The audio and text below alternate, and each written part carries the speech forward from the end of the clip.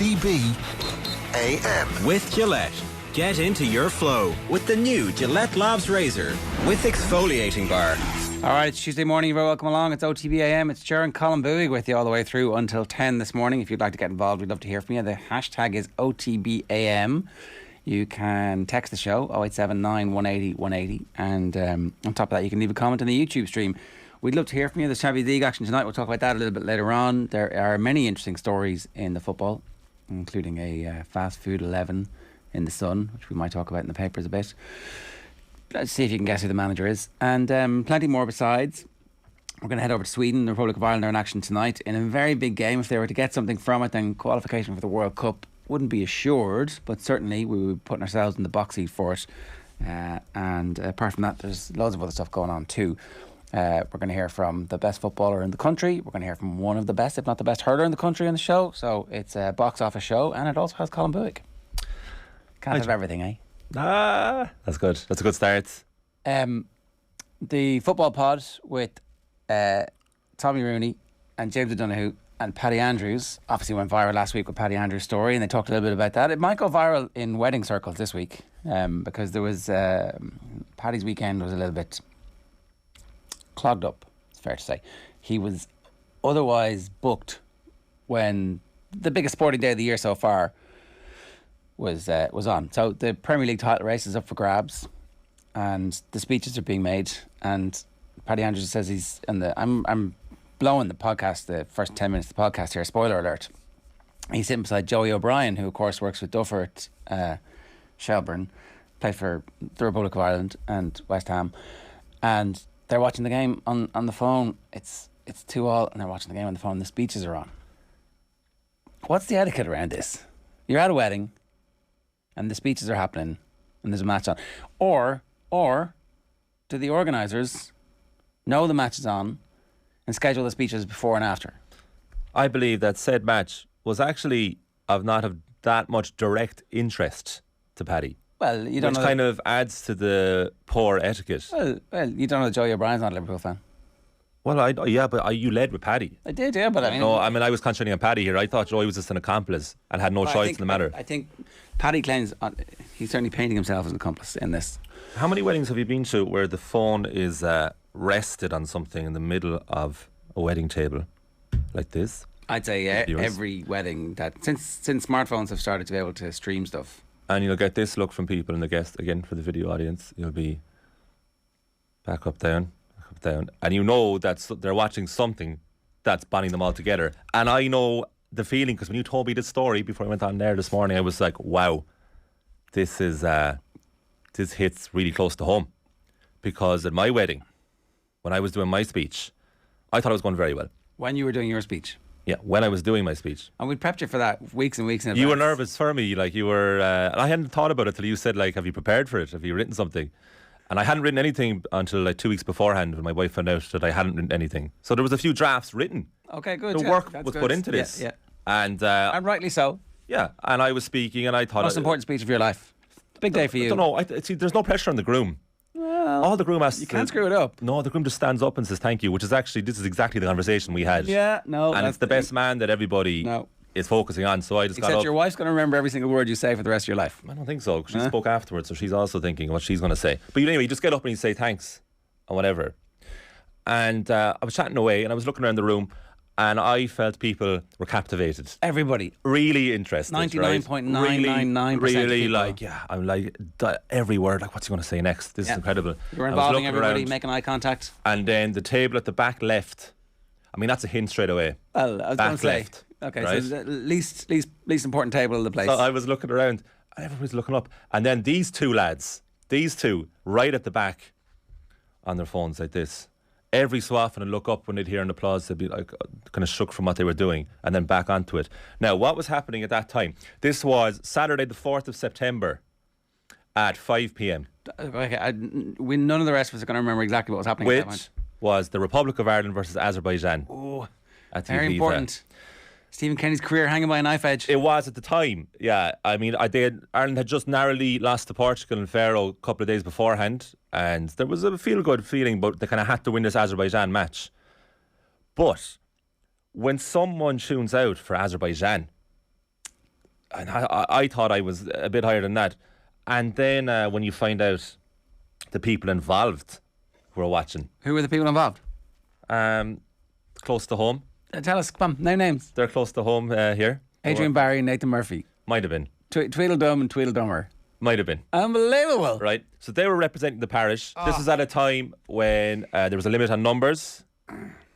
They were there. I can't believe they made the call. And the lack of focus, considering this is what they do for a living.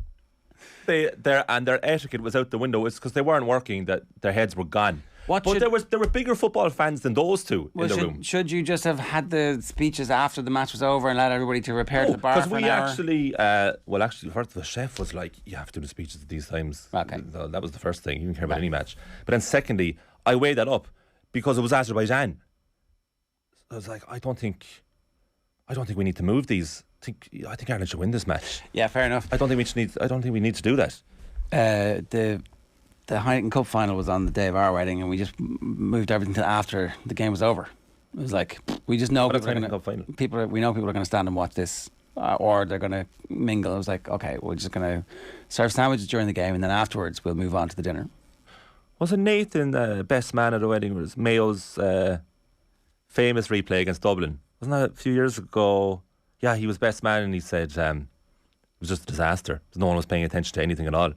So what is it with Nathan and a lack of focus at weddings? Well, I mean, so what can you do though?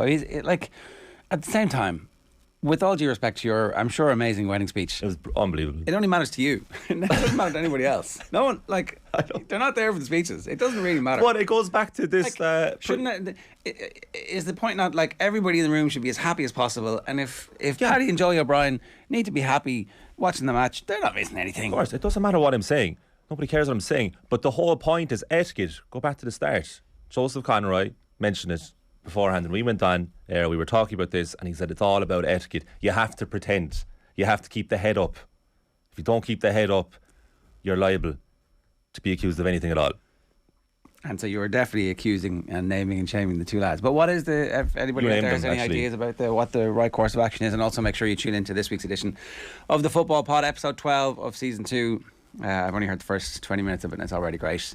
So you can get that wherever you get your podcasts. Hopefully, if you're still having any trouble with podcasts, let me know. They should be nearly fixed. We're on the verge of it. I've been telling you that for months now, but this time it's actually true. OTB AM is brought to you live each morning by Gillette Labs for an effortless finish to your day. One last thing. You were back playing football last night? I was. First time in 6 months. Now, absolute bits today. People should remember that you're very injury prone. You're kind of a Darren Atherton, or is there a latter day equivalent? There's many of them, but who's the modern day? You. And so... Yeah, what's the modern day equivalent? First time in 6 months. First time as a married man? Yeah. It just hits differently, doesn't it? There you go. And because when I started this job 3 weeks in, I did my ankle in said game, that exact game, Monday night game, on the exact pitch. And that's one of the first times. I've played about 3 or 4 times since then, but it's the first time in 6 months.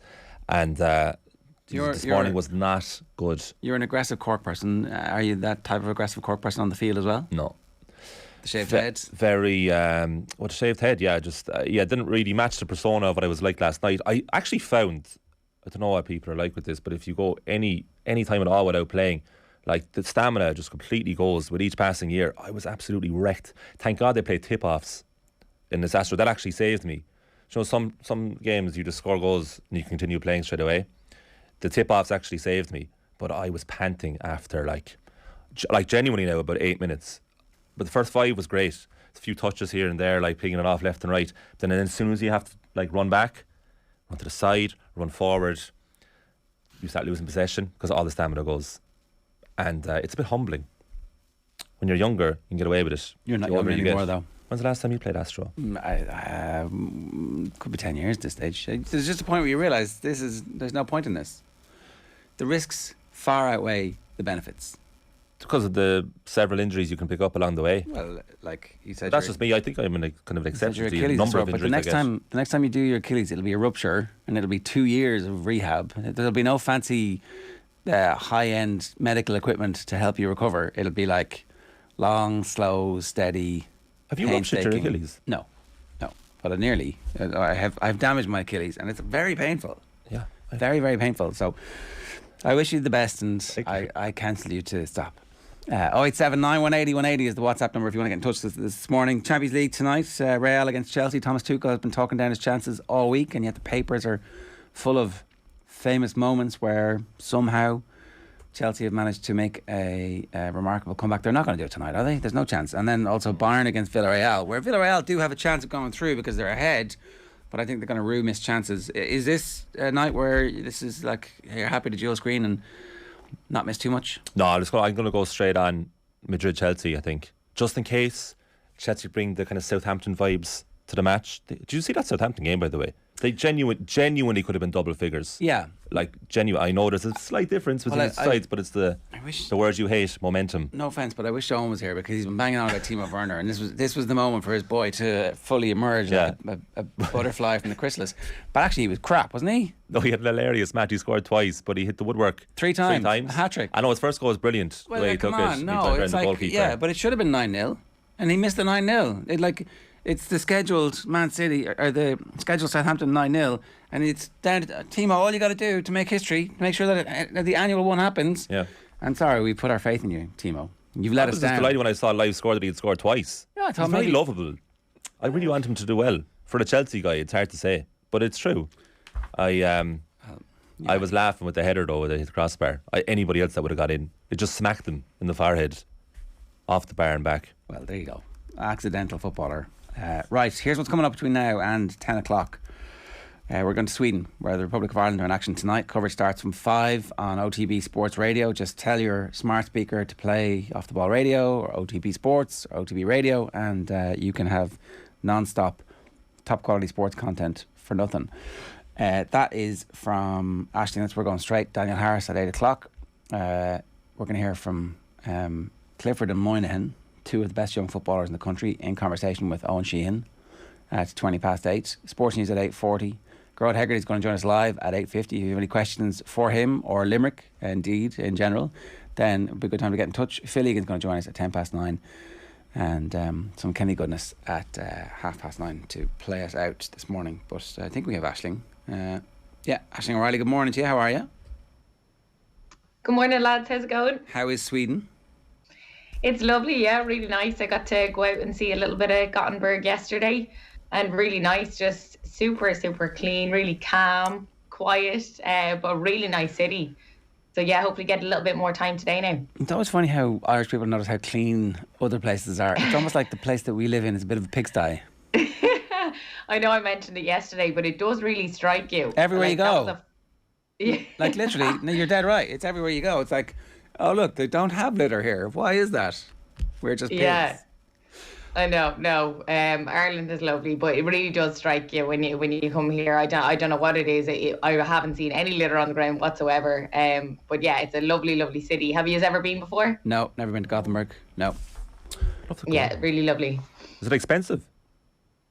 Yeah, that struck me as well. It was over 50 quid for the taxi, and it was 20 minutes from the airport. So that was my first experience. What are you talking about a coffee now? How much are we talking? It's probably around a £4 or £5. Jesus, yeah. I thought that was expensive. Yeah, like Dublin, I suppose, but I think the taxis probably are that bit more. Right. Well. There you are now. Yeah, exactly. So let's hear from Katie McCabe. Here is Aisling having a conversation with Katie. We're going to talk about this on the back of it. Have a look.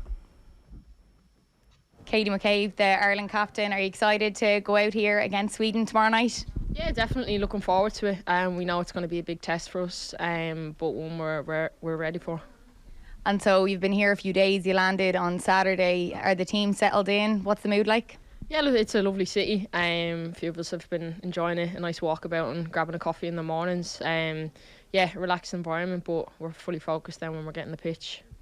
And at the moment in this Ireland team, it's really exciting. You have a mix of young and more experienced players. How does that blend work? Yeah, it's definitely a good balance. I think we've shown, especially with some of the young players, even playing against Georgia, and then obviously we had the Pinatar Cup as well, and we've had some players to get minutes to kind of get that experience at international level. So yeah, a good balance, but all good. And so this Ireland team, it's really exciting. You know, anyone you talk to, there's a really good buzz about Irish football at the minute. Do you feel it as a team? Yeah, definitely. We feel obviously the support we have from back home, especially around these big away games, and then obviously even more so when we are playing at Tallaght Stadium, the fans coming to support us. Yeah, they definitely help us get over the line. And for tomorrow, what is the best outcome that you'd hope for leaving the pitch tomorrow night? To not lose, I suppose, is definitely the most the best outcome for me. I think we know it's going to be a massive game. We know how good they are, the second best team in the world. But for sure we'll be ready for it. And I just seen during the week, just your sister Lauren, she's a footballer as well, playing with Ireland. She puts up her videos doing all her skills and that. She's brilliant. She must really look up to you. Yeah, their under 15s team are currently away in England at the minute about the Bob Doherty Cup, and I'm delighted to obviously see her do so well at the start of her journey. So hopefully she has a big career ahead of her. And is this the dream to do what her big sister's doing? I think so. I think she's always asking questions and about Arsenal and Ireland and that. So yeah, it's great for her to be able to dream of becoming a professional footballer one day. And just on the support, it's sold out, we're hearing, nearly sold out for tomorrow night. That's really exciting. Yeah, definitely. It's great. Obviously, Sweden have sold it out. I think it'll make it that bit more special as well. All right, Ashton, there's loads of interesting stuff in that. I think the thing that strikes you immediately is what's the ambition not to lose? It's always an interesting. Well, we're already setting our stall out as this is going to be a back to the wall defensive game for us. Yeah, I think we know we're up against it. Like even in the press conference when we asked Katie and Vera, we said, you take a draw. And they said, yes, gladly we take a draw. But, no one goes out to lose these games. You want to come here, you want to do your best. And they'd be absolutely gutted if they lose. But Vera said that if I can walk away from that pitch and know that we left absolutely everything out there, that's a massive win for us. I think they're just under no illusion now where Sweden are at the minute. Yes, we played them back in October and it was 1-0. It was actually an own goal as well, so it could have been a draw that night. But I think this Sweden team are at a different place now and they're coming off the back of that 15-0 win, full of confidence, scoring goals for fun. They're at home, a packed crowd of all their supporters. That was something that came up as well in the press conference about the noise. Are the girls prepared for this? Of not your supporters there, a packed stadium, all of those things that will have an effect on the game with these really experienced Sweden players. So I think they're just under no illusion, but going to give it absolutely everything. And look, Ireland's in a really good place, a really strong team. They're gelling well together. Their attacking style is brilliant. So that's what I was actually speaking to Julianne Russell about last night. Julianne is going to be with me here today. She's going to be doing the co-commentary. She actually was just saying that, they're brilliant at this attacking style, and it'd be terrible for them to come out and park the bus almost. They actually should keep to their own style. So hopefully that's what we will see. I think we will. I don't think they'll change things up dramatically. So hopefully they can go out and just put in a really good performance. And yeah, as I said, a draw, they would take it. Yeah, and look, it's difficult because if that is your starting point, then you're in for 97, 98 minutes of very hard work. And I don't know, is anybody you've spoken to suggesting that there's any possibility of a smash and grab here where, we might be able to hit them on the counter, or is that not even part of anybody's agenda that you've spoken to? No, absolutely. They're gonna go out and go for the win, of course. As I was mentioning, Heather Payne, the likes of these unbelievable talent that we have within the squad that are on really good form, for their club as well. Why not? So absolutely, they're gonna go for it. It's just, I suppose, the chat that we're having probably at press conferences and that is just that it's a big challenge, and I suppose it's good to go out knowing what you're up against. But also absolutely going for the win. So yeah, there's a chance, of course there is. As they said, they'll go out and hope to do everything they can do and leave it all on the pitch. And I'm excited for it. I do think they're gonna. There's going to be goals. Diane Russell last night, she said that she thinks she'll see 4 goals. She thinks it's going to be a draw, 2-2. So you never know. I'm living in hope for sure. The Sweden kit was mentioned again in the press conference. What did you make of Vera Pauw and Katie McCabe's reaction to that when it was asked? Yeah, it was sort of funny. Katie was just like, yeah, we didn't buy the jersey. No one's purchased it. And then Vera Pauw was asked as well, and she said the same thing. Like, she sort of said, look, they're the team they are. They're an unbelievable outfit, and when you're at that stage, you can do these things. When you put up these performances, you're entitled to do this. So she said, well done, Sweden. You're allowed to do these things if you're that type of team. So yeah, I thought that was pretty good from her. What did you make of the Sweden kit and the launch? I thought it was quite bizarre, to be honest. Like, I never ever seen anything like this. I asked Ger and Eoin yesterday, have you ever seen anything like this? I asked Joe last night, and he was saying, no, never seen anything like it. But at the same time, the coach yesterday, Peter, the Sweden coach, he was saying, I don't like to be an underdog. I'm a winner. And that's why, they've done this. I hate this underdog tag that sometimes they get. And he said, we want to be known as the best. And that's why they've gone out and done it. And if you don't know about this, then buy the shirt.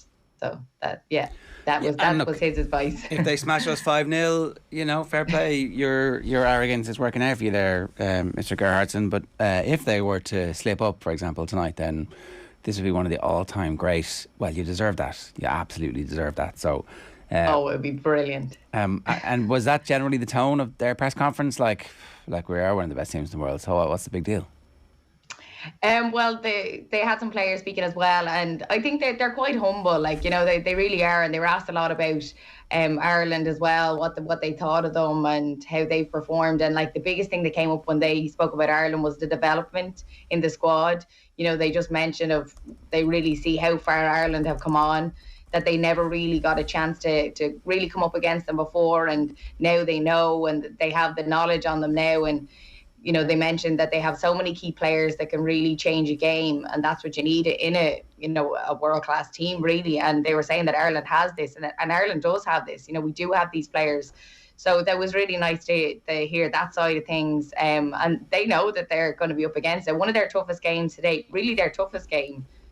Like, I was speaking with a Swedish journalist as well, and he said the toughest game they've had really is Ireland. So, it is going to be a brilliant game, and there's absolutely no shadow of a doubt that we can go out and do this. So we absolutely should be keeping the hope. I just want to play this clip. This is Vera Pauw. She was asked about UEFA generally and the lack of fixtures over the last couple of years. So have a look at this. Can I come back to my earlier question of you? 2.5 years in charge, 20 games, and I'm proud of it, and it's fantastic. But how many games did Sweden play in the last 2.5 years? 55 or so? Possibly. That says it all. UEFA, hope you listen. Well, I'm really, really proud. We are all proud, players also, and the rest of the staff, that every single game we became better under these circumstances. And that shows the talent that we have in the squad and the determination that we have in the squad from the players. And that is so contagious to our staff to give us all to them. That is what we make from it. We are growing, even though we only played 20 games in 2.5 years. That's Vera Pauw complaining really to UEFA about the lack of games that they've had. Actually, was this also part of the other wider conversation? Because I kind of haven't heard her talk about this before. Yeah, it was almost like this was something she really wanted to get across yesterday in the press conference. She mentioned it quite a few times, and that clip that we played there, she was actually asked about her 20th time managing the team is going to be today. So she was said, this is a great achievement. How has your time been from start to finish? And she sort of just cut that question off and said, can I actually just go back and just mention this is only my 20th time managing this team in 2.5 years. So as much as she was so proud of this, she was annoyed that she has only had 20 games. And then she just alluded to Sweden, they've had over 55 games. And she said this is a massive problem from the top teams to maybe the second tier teams. And she said that she went to UEFA herself, she spoke with them and said, do you understand this? And they said that nobody has came to them and said this before. And she said, I was quite surprised by that. And she said that I'm actually going to have a conversation about this, and we're going to look to maybe putting something together that, there's more fixtures and you play maybe without your girls that are playing maybe in Champions League or whatever. So you're without them and you have more fixtures then for maybe the second tier teams. because she said it's a massive problem within the game. And do we know why Sweden were able to have 55 games? Like, is that just the way that they've organised things themselves? Like, what's the difference? Why have they? Is any of this COVID related? I'm not 100% sure, but I think it's probably to do with the way they structure things here in Sweden as well.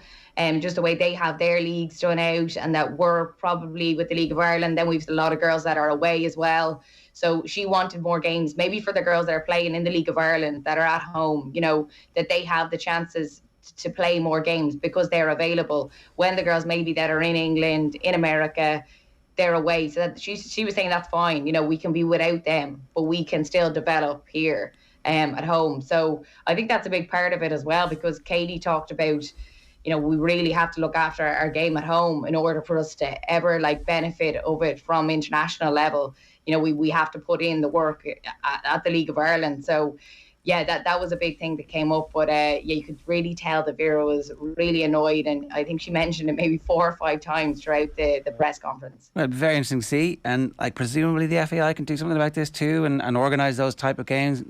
They won't be internationally sanctioned. There might not be full caps for them, but there are ways and means around that I guess the FAI could have an influence over. So it's not just the UEFA problem as well. Just to go back to the Katie interview, she definitely had her game face on. It wasn't brusque, it wasn't impolite. It was this is all about business here. There was none of the usual chat that you get from her. Yeah, there was a little bit of it in the press conference, but it was exactly what you said there. She's very much has her game face on, and as the captain of the team, you need to have that. And Katie is a massive leader within that group. I was speaking to Julianne Russell yesterday, who's actually she was on call actually for the game, so she was on standby. So it's quite interesting. We'll have that interview going out, so she'll explain all of that. But she was basically just saying to me about Katie, what type of leader she is, and she's a massive figure in the dressing room. But then once she gets on that pitch, she's just unbelievable in the way she leads the team, and she's going out there to win, and rightly so.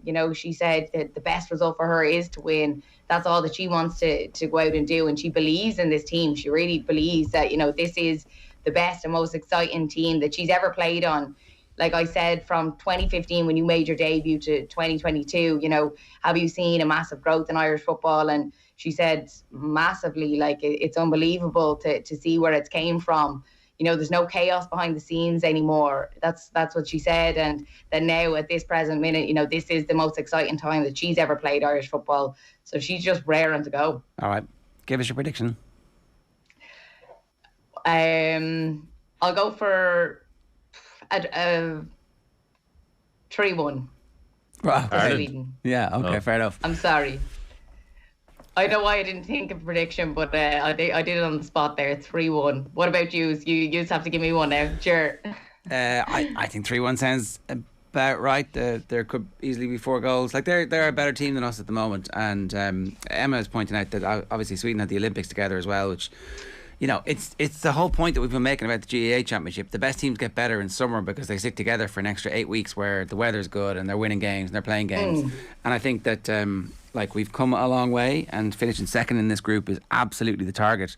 But coming out of it tonight with a credible performance, if that's a 3-1 defeat, ideally it'd be a 1-1 draw, which is, our usual result in international football. But yeah. I think more likely to be 3-1. Love a good 1-1. Yeah, I'd say you're right, lads. I'd say 3 or 4 for Sweden, but hopefully we score 1 or 2 in reply. Did you get have you got the feeling, Aisling, in and amongst the players and staff last couple of days that what's the overriding emotion? Is it excitement, or is it fear or trepidation about what might happen? Or is it kind of like a backs against the wall, we want to show people what we can do? Because Irish women's football has never been in a better place, but yet 20 games in 2.5 years under Vera Pauw is really frustrating. So what's the vibe you've got in the 2 days in Sweden so far in terms of the players' attitude towards this match? Absolutely, that they're in a really good place, really exciting place, and that this is a massive opportunity. They're really excited for it. They want to play the top teams. They're playing arguably the best team in the world, it's a massive opportunity for them. I think they see it that way more than any fear. Have never heard any of them mention anything like that. This is a massive opportunity. They're going out to a packed stadium, playing world-class players. They're world-class players. It's just a really exciting time in football, in women's football in general. So I think overall, it's just a massive occasion, and that they're so happy to be playing along in this Irish team who's going out and putting up these brilliant results, and so far had a great campaign. So they just want to continue it on. They're in with a chance of qualifying. They're sitting second at the moment in the group. They're coming up against the top tier Sweden, 18 points clear at the top. They know what they're up against, but it's a massive opportunity and they're really looking forward to it. All right, Ash, good stuff. Enjoy the rest of today. Thanks a million. And the game tonight, of course. Coverage starts from 5 on OTB Sports Radio. Make sure you're tuned in. Sweden versus the Republic of Ireland. Aisling and Julianne Russell in Sweden for us. Full match commentary with Nathan and Dora Gorman on OTB Sports Radio. As I said, kickoff is 5:30. Coverage starts from 5. It's all with thanks to Sky, proud partner of the women's national team. Out, believe together, and we can go anywhere. You can get it on the OTB Sports app, or just tell your smart speaker to play OTB Sports Radio. It is 8:01 this morning. Who gets married on a Sunday, asks the provocative John on YouTube. Many people get married on a Sunday, John. I guess it's about availability of wedding venues, which is obviously contracted in the aftermath of COVID, where nobody's getting married. It's true. It's tricky, It's true. There's venues. John either got married 10 years ago or has no mates getting married at the moment. Yeah, no, I understand. Sundays Johnny, annoying. no mates. I didn't mean that, Johnny, but you probably are. I was invited to a Wednesday wedding recently. That's 2 days out of your holidays. It's gone.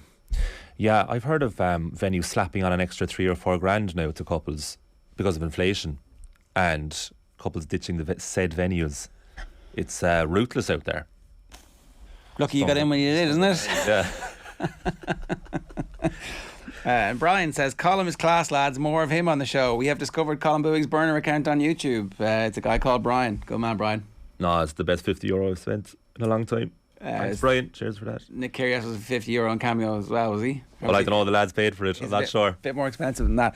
2 minutes past 8 this morning here. We've got Daniel Harris still to come. We're going to hear from David Clifford and Ger and Moynihan. We're also going to hear from Gearoid Hegarty. So it is a star-studded show for you this morning. Stay tuned. OTB AM.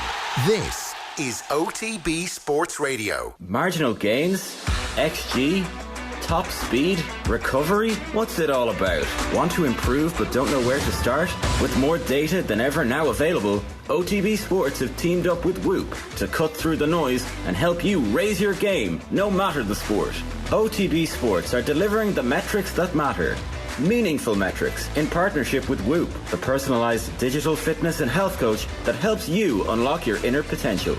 See whoop.com for more. Follow OTB Sports social channels for the best insights and stats this season. FBD Insurance knows this sound spells trouble for van drivers. But if you're an existing FBD customer, you'll get 15% off a new van insurance policy. It's how we're keeping you and your van on the road. Visit fbd.ie or contact your local branch. FBD Insurance. Support. It's what we do. Terms and conditions apply. 15% discount available on new commercial motor policies only when an existing FBD farm, business, car or home policy is in place. FBD Insurance Group Limited, trading as FBD Insurance, is regulated by the Central Bank of Ireland. Commercial motor insurance is underwritten by FBD Insurance PLC. OTB AM. With Gillette. Get into your flow with the new Gillette Labs Razor with exfoliating bar. Yes, OTB AM is brought to you live each morning by Gillette Labs for an effortless finish to your day. Colin is with us, our resident Manchester United fan.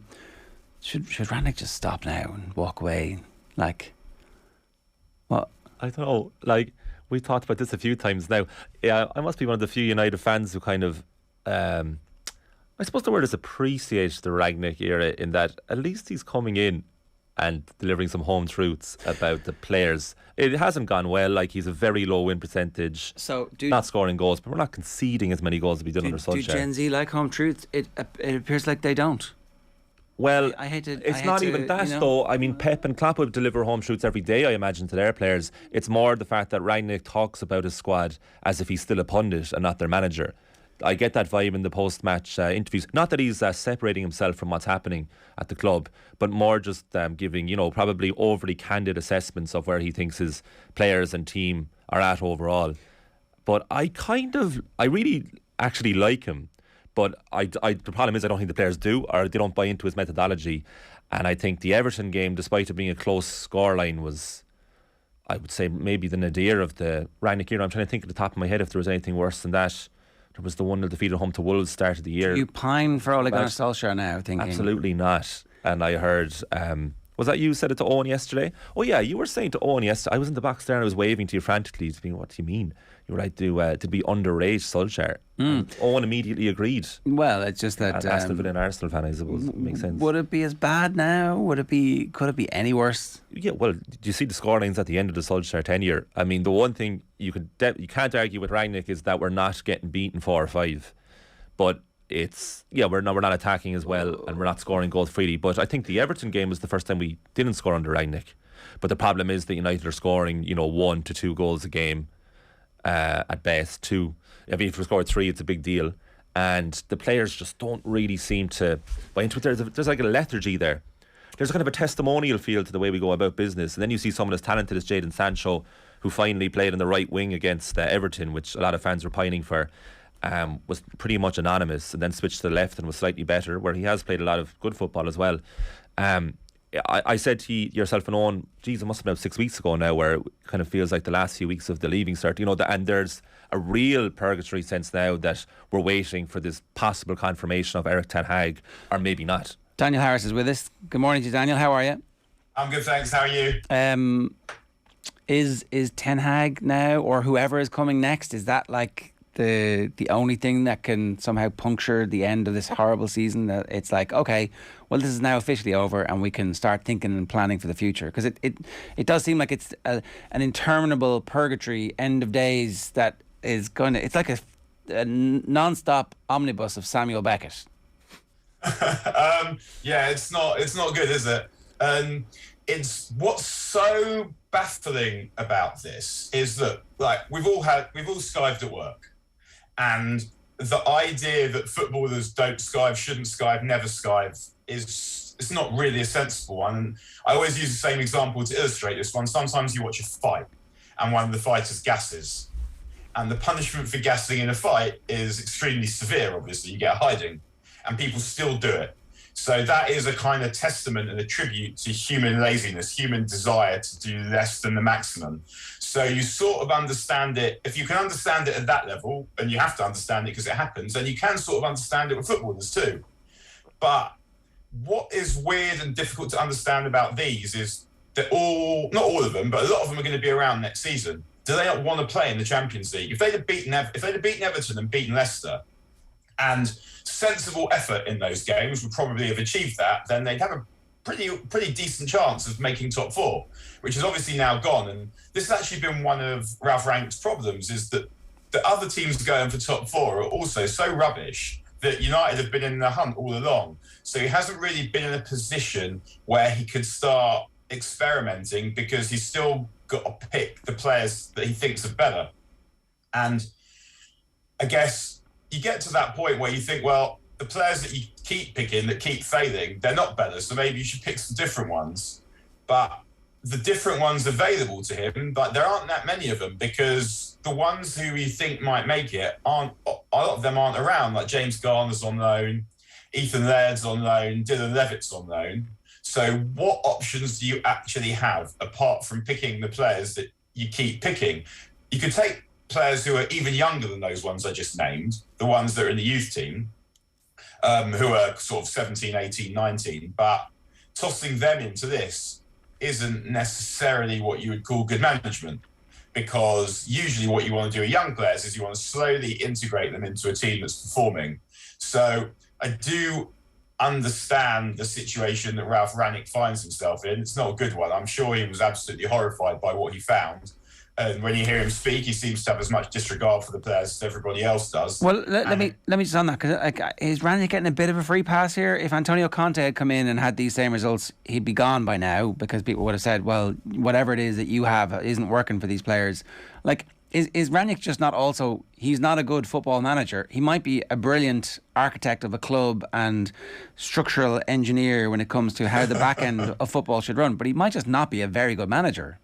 That's definitely true. And that could well be part of it, but there's significant differences between him and Antonio Conte in that Antonio Conte, and part of it is to do with being a good manager. Antonio Conte has proved himself to be a good manager. So when he comes in, the players are more likely to do what he says, but also he's staying. So there's a reason for the players to want to do what he says and want to impress them, because if they don't do it, then they're gone. And Ralph Rangnick, that's not the same thing. The players know, and they've been doing this for years, some of them, that it doesn't matter if you don't like this manager, if you don't put it in for this manager, because there'll be another one along in a minute. And so Rangnick, you'd think, should have some power because of the consultancy role, but he should have a dossier the size of the yellow pages that enables him to tell the players that aren't performing to get rid of them. But he doesn't have the same power that Antonio Conte has, and he doesn't have the same authority that Antonio Conte has either. And as I said, part of that is to do with probably not being as good as Antonio Conte, but also another part of it is to do with the fact that the circumstances are different. And Antonio Conte has a dressing room that has Harry Kane in it, for example, who's a serious professional, a leader, and he is able to. He has more players probably who are able to take care of their own performances than Ralph Rangnick does. That's, I mean, a damning indictment of everything that's happened at Manchester United over the last decade or so. You know, you've got the England captain, you've got the greatest footballer of all time, or one of them, and there's a bunch of players in between, the highest paid goalkeeper in world football. Like, you know, you would expect that a good manager would have been able to get more out of this current setup, irrespective of the characters of the players. That's true. But maybe the interim thing was always going to be the problem, and maybe no interim manager was going to come in and be able to do better than Rangnick's doing at the moment. I mean, we've seen it work before. We've seen it work at Chelsea with Gus Hiddink, but again, he had serious professionals in that squad who had, first of all, they knew what to do because Mourinho had coached them into what to do, and also you can't compare, just in terms of professionalism, intensity, you can't compare what United have got to Frank Lampard, Didier Drogba, John Terry, Ricardo Carvalho, to those players. And what I was saying before about skived at work, I guess there is another side to that, I don't know, like if you're a public servant, let's say, like my dad was a teacher, he worked his arse off and he worked a lot harder than people in the private sector that we knew. And it wasn't because he was getting paid enough money to force him to do it. It's because he felt a sense of civic responsibility. He felt a sense of civic pride to earn his money and to do what he was doing because it made people happy and it helped people. And I think that this is something that definitely seems to be lost on a lot of this bunch of players, that they're not really bothered by the bigger picture, that people are putting in their hard-earns to come and watch them play. Okay. And they... One of the consequences of that will be that the new manager coming in is actually going to have to clear out most of those players because they are of the wrong character. And again, it's not to give Rangnick a free pass, right? It's to say no, definitely not. He hasn't. I thought he would do a better job than he has. And when I look at it, I think, well, I blame the players for most of it because these players got Ole Gunnar Solskjaer fired as well. Some of them got Louis van Gaal fired and Jose Mourinho fired. So and that's a pattern. These players are not going to change. That, like, if as you say, it is a pattern. So if you're Ten Hag, and I don't know if you've heard anything to the contrary about it not being Ten Hag at this point, it looks almost certain it'd be bizarre at this point if it wasn't him. But, you know, stranger things have happened. He must be looking at that going, I'll definitely take a debrief for Rangnick. I will definitely take that dossier and I will absolutely get them out the door as soon as possible. He needs to come in and blow that squad up. I mean, but that's sort of the subtext of what's being reported at the moment. That Ten Hag is thinking about Leipzig and seeking assurances from United that he'll be able to do what he wants, because other managers, like United lost 4-0 at Everton in the first season of Solskjaer. After it was good for a bit and then it went terrible for a while. He said that most of these players won't be here next season, and most of them were there next season. And I doubt that was because Ole didn't want rid of him. I mean, I'm fairly sure he wanted rid of Pogba and Martial at that point. But no, the club didn't sell him for him. And so Ten Hag wants to know that if he comes in, he'll be able to work. And in order to be able to work, it's not just a matter of we'll give you 150 million quid net or whatever for ingoings and outgoings. It's you need to get rid of these players, and some of them they'll need to take a hit, because they won't get the amount of money that they'd hoped to get for those players. But it's not about that. It's about clearing out the squad to start again. And when you look at the United squad now, who'd you keep? I mean, Bruno Fernandes has signed and is also just the best player in the team. Jadon Sancho's worth keeping. I would want to keep Marcus Rashford because I know that he can be good. And he was actually a bit better on Saturday. I mean, not saying much, but was a bit better. But the rest of them, I wouldn't mourn the loss of any of them. And I would celebrate the loss of almost all of them. And in order for Ten Hag to be able to come in and work, he needs players that will work for him. And he needs to, and I would, if I were him, I would also be wanting assurances. The problem is that it's like Billy Connolly's old gag that if you want to be Prime Minister, that should automatically disqualify you from being Prime Minister if you're that kind of individual. If you believe what the Glazers tell you, then that should disqualify you from being manager of Man United because you can't believe what the Glazers tell you. Is Ten Hag your first choice out of the available candidates? I would say that anyone that purports to know the correct answer to this and be absolutely certain about this is someone to whom it's not worth listening about this, or it probably. Well, your first choice, your preference. I don't know. I can make a case for Ten Hag. I can make a case for Pochettino. I can make a case against Ten Hag, and I can make a case against Pochettino. And I don't know what the answer is. It might be that both of them are good enough. It might be that neither of them are good enough. You're competing against the two best managers. I mean, in the first instance, you're just competing against the idiots in the squad before we even think about who the other teams are. But ultimately, you're trying to compete against Guardiola and Klopp, who are the best managers of this generation, who already have excellent settled squads. And it may be that there's no one in the world that can build a squad to challenge because those two blokes are the best.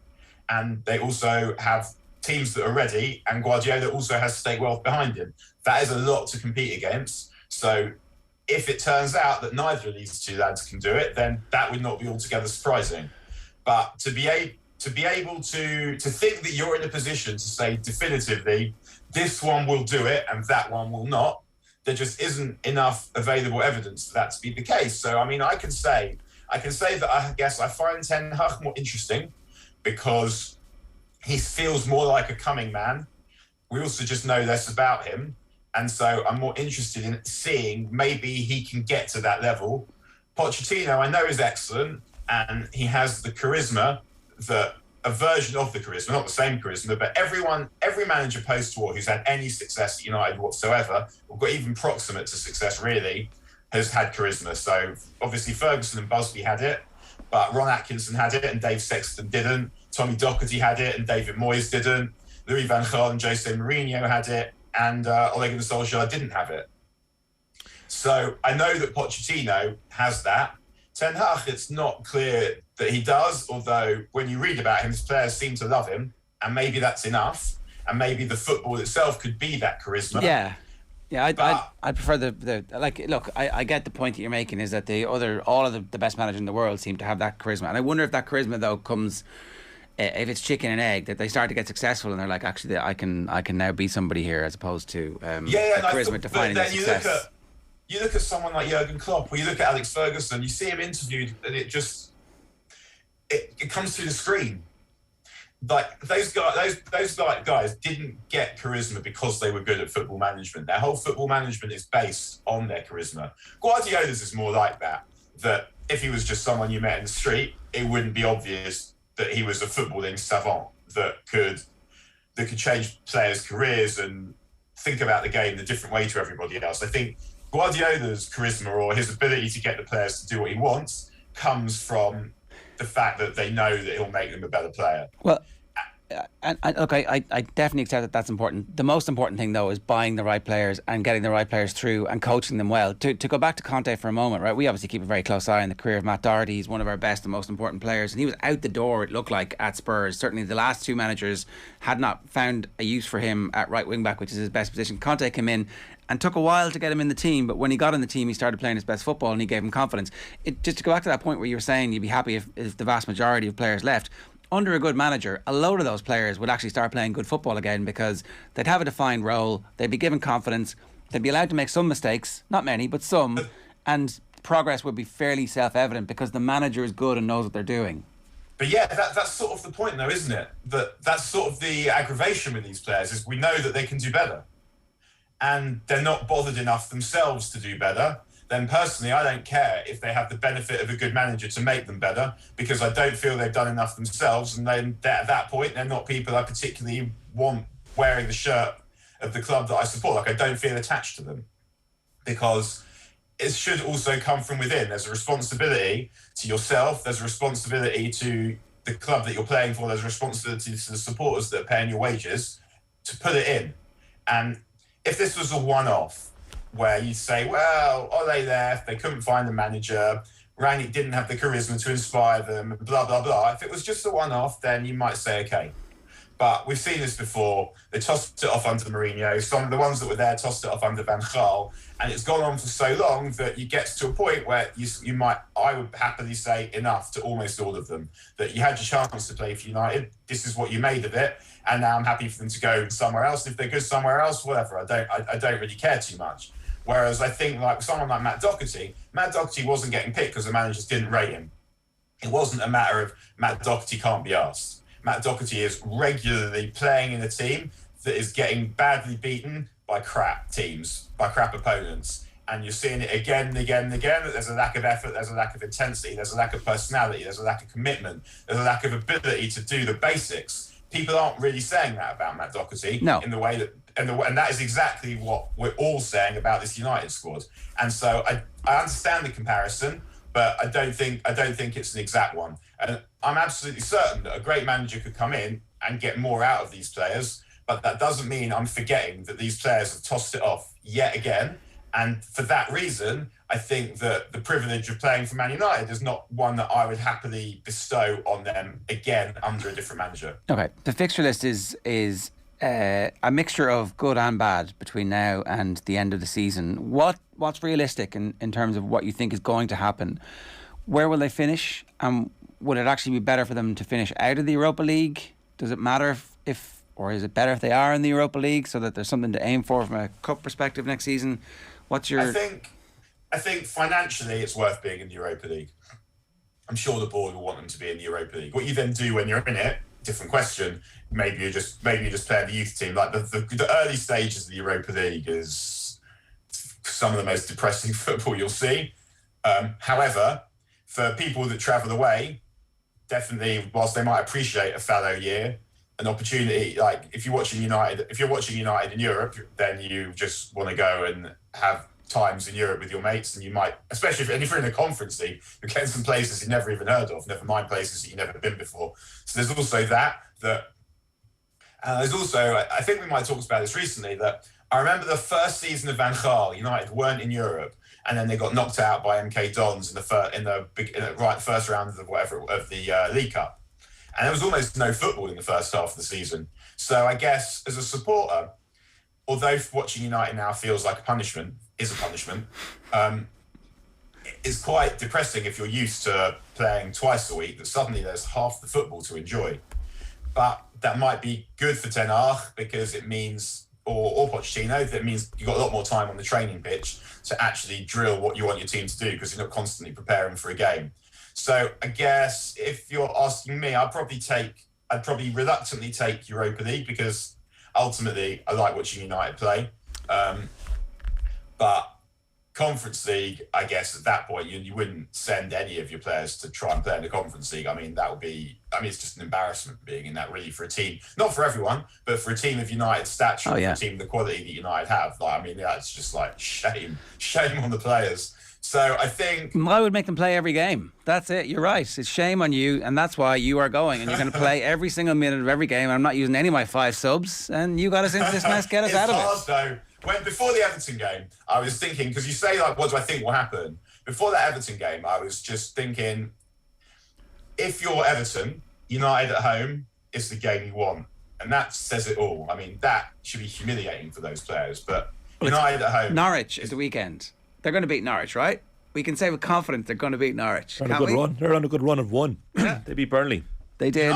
United beat Burnley. Yeah. I don't know. Okay. And the problem, as I said, is that it's not like what you would want at this point. I think most supporters are saying, well, play the young players. And I think the problem is that there aren't that many young players to play because the good ones are just a little bit young. The under-23s, Alang has played and he went off the boil. it feels like if Rangnick thought that Hannibal Mabry was good enough, he would have played him. Playing by now. Oh, look, you want to be the one that gives the caps, and you want to be Peter Taylor to David Beckham. He played Elanga. He kept picking Elanga, and because he obviously thought Elanga was up to it, he presumably doesn't think that about Hannibal, and so he was on the bench at Everton, but he brought on Mata. We got to go. But yeah, another manager who was giving Juan Mata game time at Manchester United. 4 managers later than we thought it would be, but that's the way it goes. Daniel, good stuff. Thanks a million. See you again, everyone. Have a good day. Daniel Harris giving us his thoughts there. OTB AM is brought to you live each morning by Gillette Labs for an effortless finish to your day. The modern day Darren Anderton is Jack Wilshere, says David Bosang. It's possible. Yeah. Is he? Who's he play for now? He's not even modern day. Somewhere in Denmark. Aarhus. In Bodby Trust says, well said, United hired an administrator instead of a manager and threw away season because of it. They need a total clear out of the players, says Barry. Rangnick should run like hell from United. Look at the confidence. It's on the ground. Too much sulking and player power, says Mark. Look at Rashford, his head has just gone. He wants out. Sell Maguire and 7 more.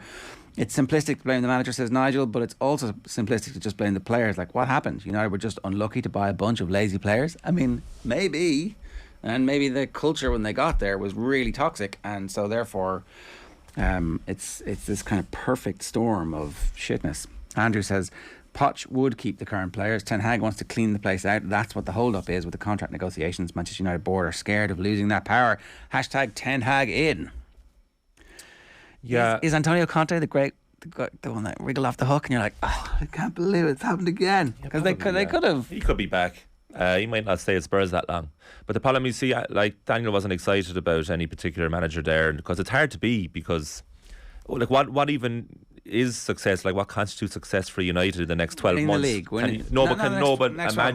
Imagining what actually happens. How would they make it successful? Okay, a complete reboot of that squad, improvement in players. It takes a long time. Doherty-esque improvement. It doesn't. Reboot means loads out and loads in. Well, 5 out and 2 in is what Spurs did in the last transfer window, and they've gone from being completely useless to having the 3rd most points since Conte took over.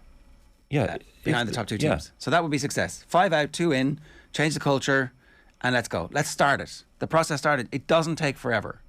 Yeah, especially and then when the you leaks have come from the players. They're unhappy with Ten Hag's training methods. Off you go. And we're back again. Off you go. We're back again. So what players leaking?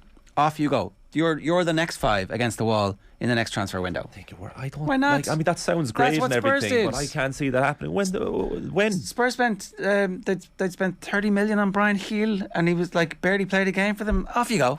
You're on loan. Off you go. Conte's done great there with getting Dele out, and then Bentancur and Kulusevski. Brilliant signings, and Conte knew them from Italy and brought them over.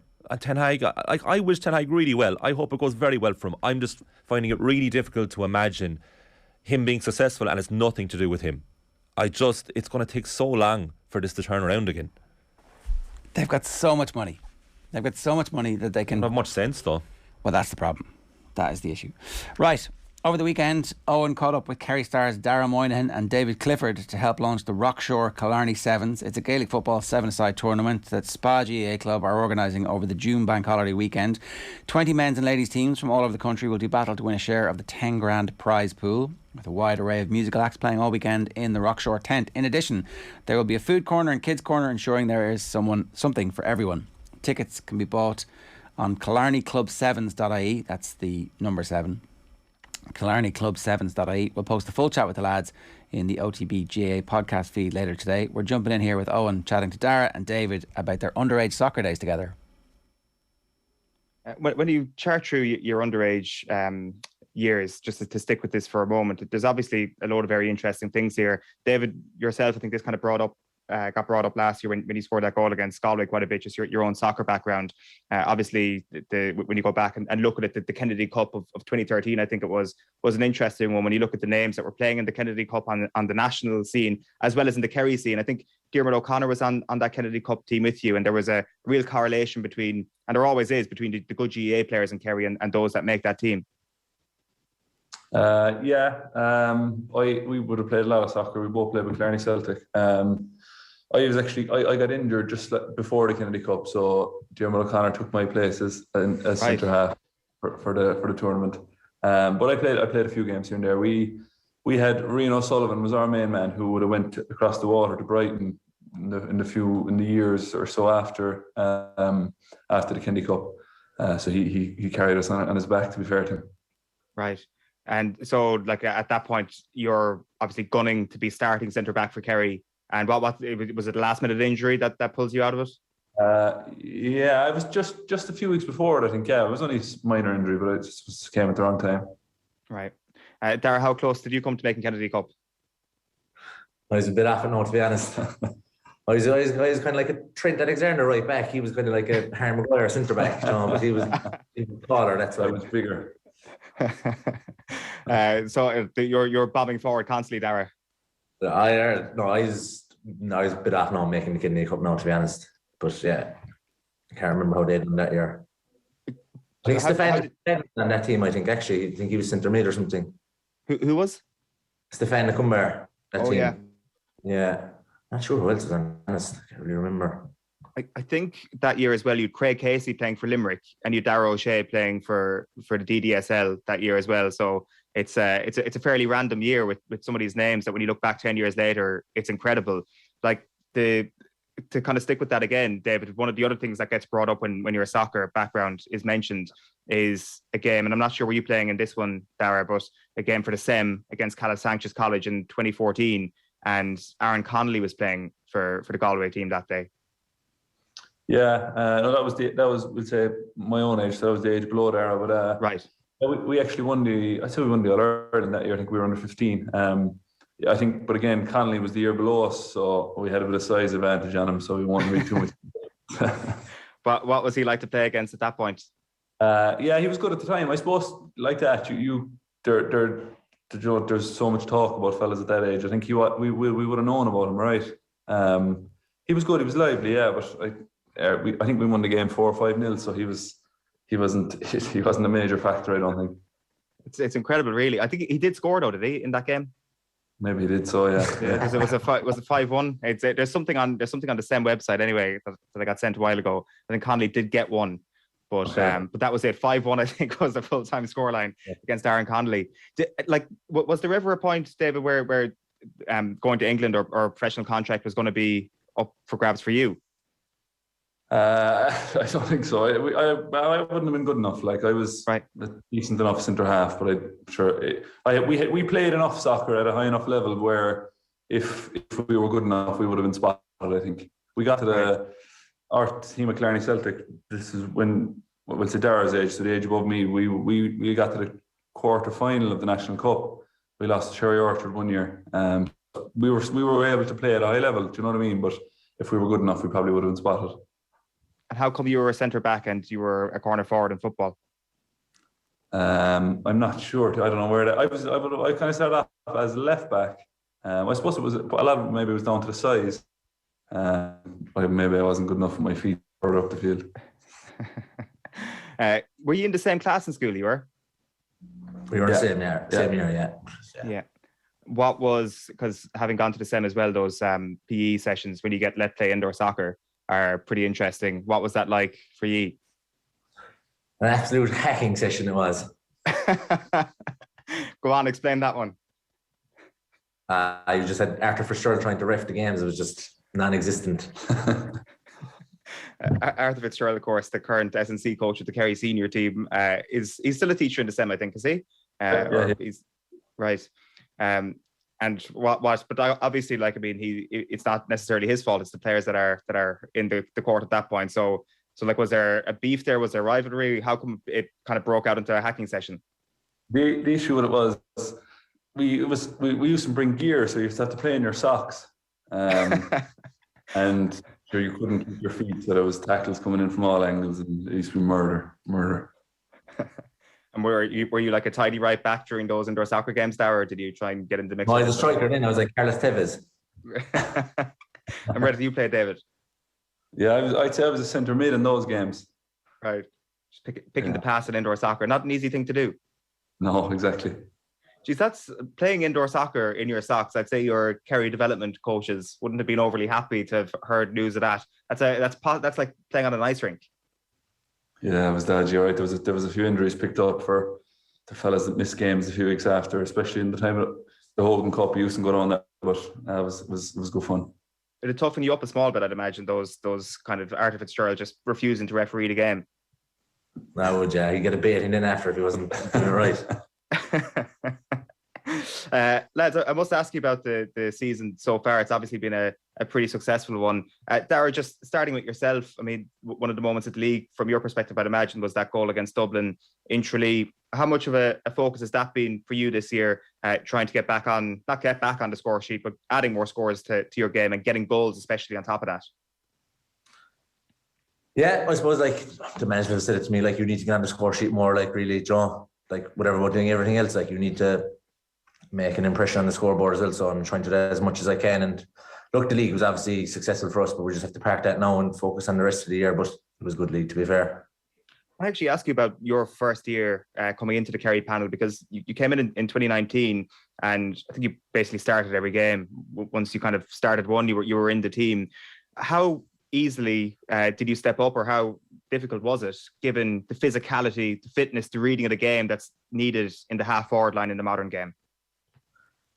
Well, I suppose like the first 2 sessions, no, it was tough, to be fair. Like stepping up from under 20 and even club training, like or district training, like there's just a different intensity to it. Like tackles are harder, the pace is faster. Coming in marking the likes of Paul Murphy and these fellas at the first session, like, so it was very tough. But you just get used to it really after a couple of sessions, really.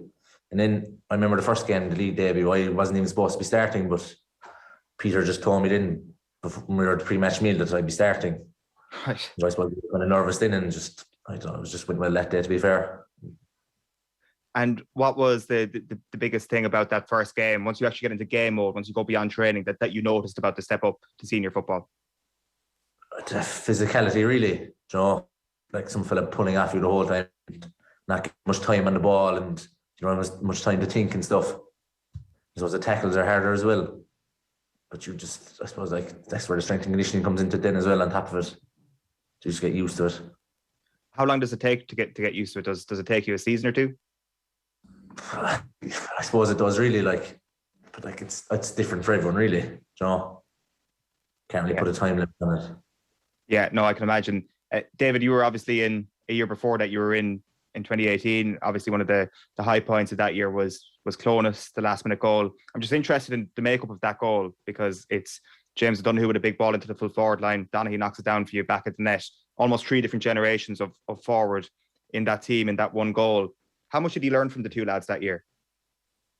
Yeah, a massive amount. Like that, I suppose I was... now, when I came in, neither of them would have played a whole pile of football in the league. I think they were both in nursing injuries, but when they were able to come back in, you were just trying to, I suppose, act as a sponge and trying to take in as much as you can from them. Like each of them in any of the Kerry forwards, I suppose, are always very willing to share their knowledge, even if it's not through talking, if it's just through watching them. There was always a lot to be learned. What would have been the big thing you learned from them? Yeah, like I suppose different things. A lot of the stuff from Donaghy would have been just around I suppose how you carry yourself and how you I suppose how you maybe behave on the pitch. And then different stuff, I suppose, from James, just just around kicking and just movement, really, I suppose, in and around the top of the D and stuff like that. So again, I suppose hard to pinpoint stuff, but there's a lot of stuff there. That's the real thing, because like James O'Donoghue is doing our football pod with Tommy and Paddy this year, and some of the nuggets that we're getting on the podcast already, really, it's exactly as you said there. It's the movement that seems to be his thing, and he'd be talking a lot to even like the half forwards in terms of the exact sort of pass that you want as a corner forward. Yeah, that's definitely a factor. I think that probably comes with time. It's very hard to build those relationships when you're so focused on maybe not making the team. When the team gets a bit more settled, I suppose you can start building those relationships then with the players around you, which is massive. And when you talk about Donaghy giving you the information about how you should carry yourself in the fields, like the man is just a born winner. He doesn't back down whatsoever. He definitely brought that edge to Kerry in the mid-2000s that was absolutely essential at that time, it seemed.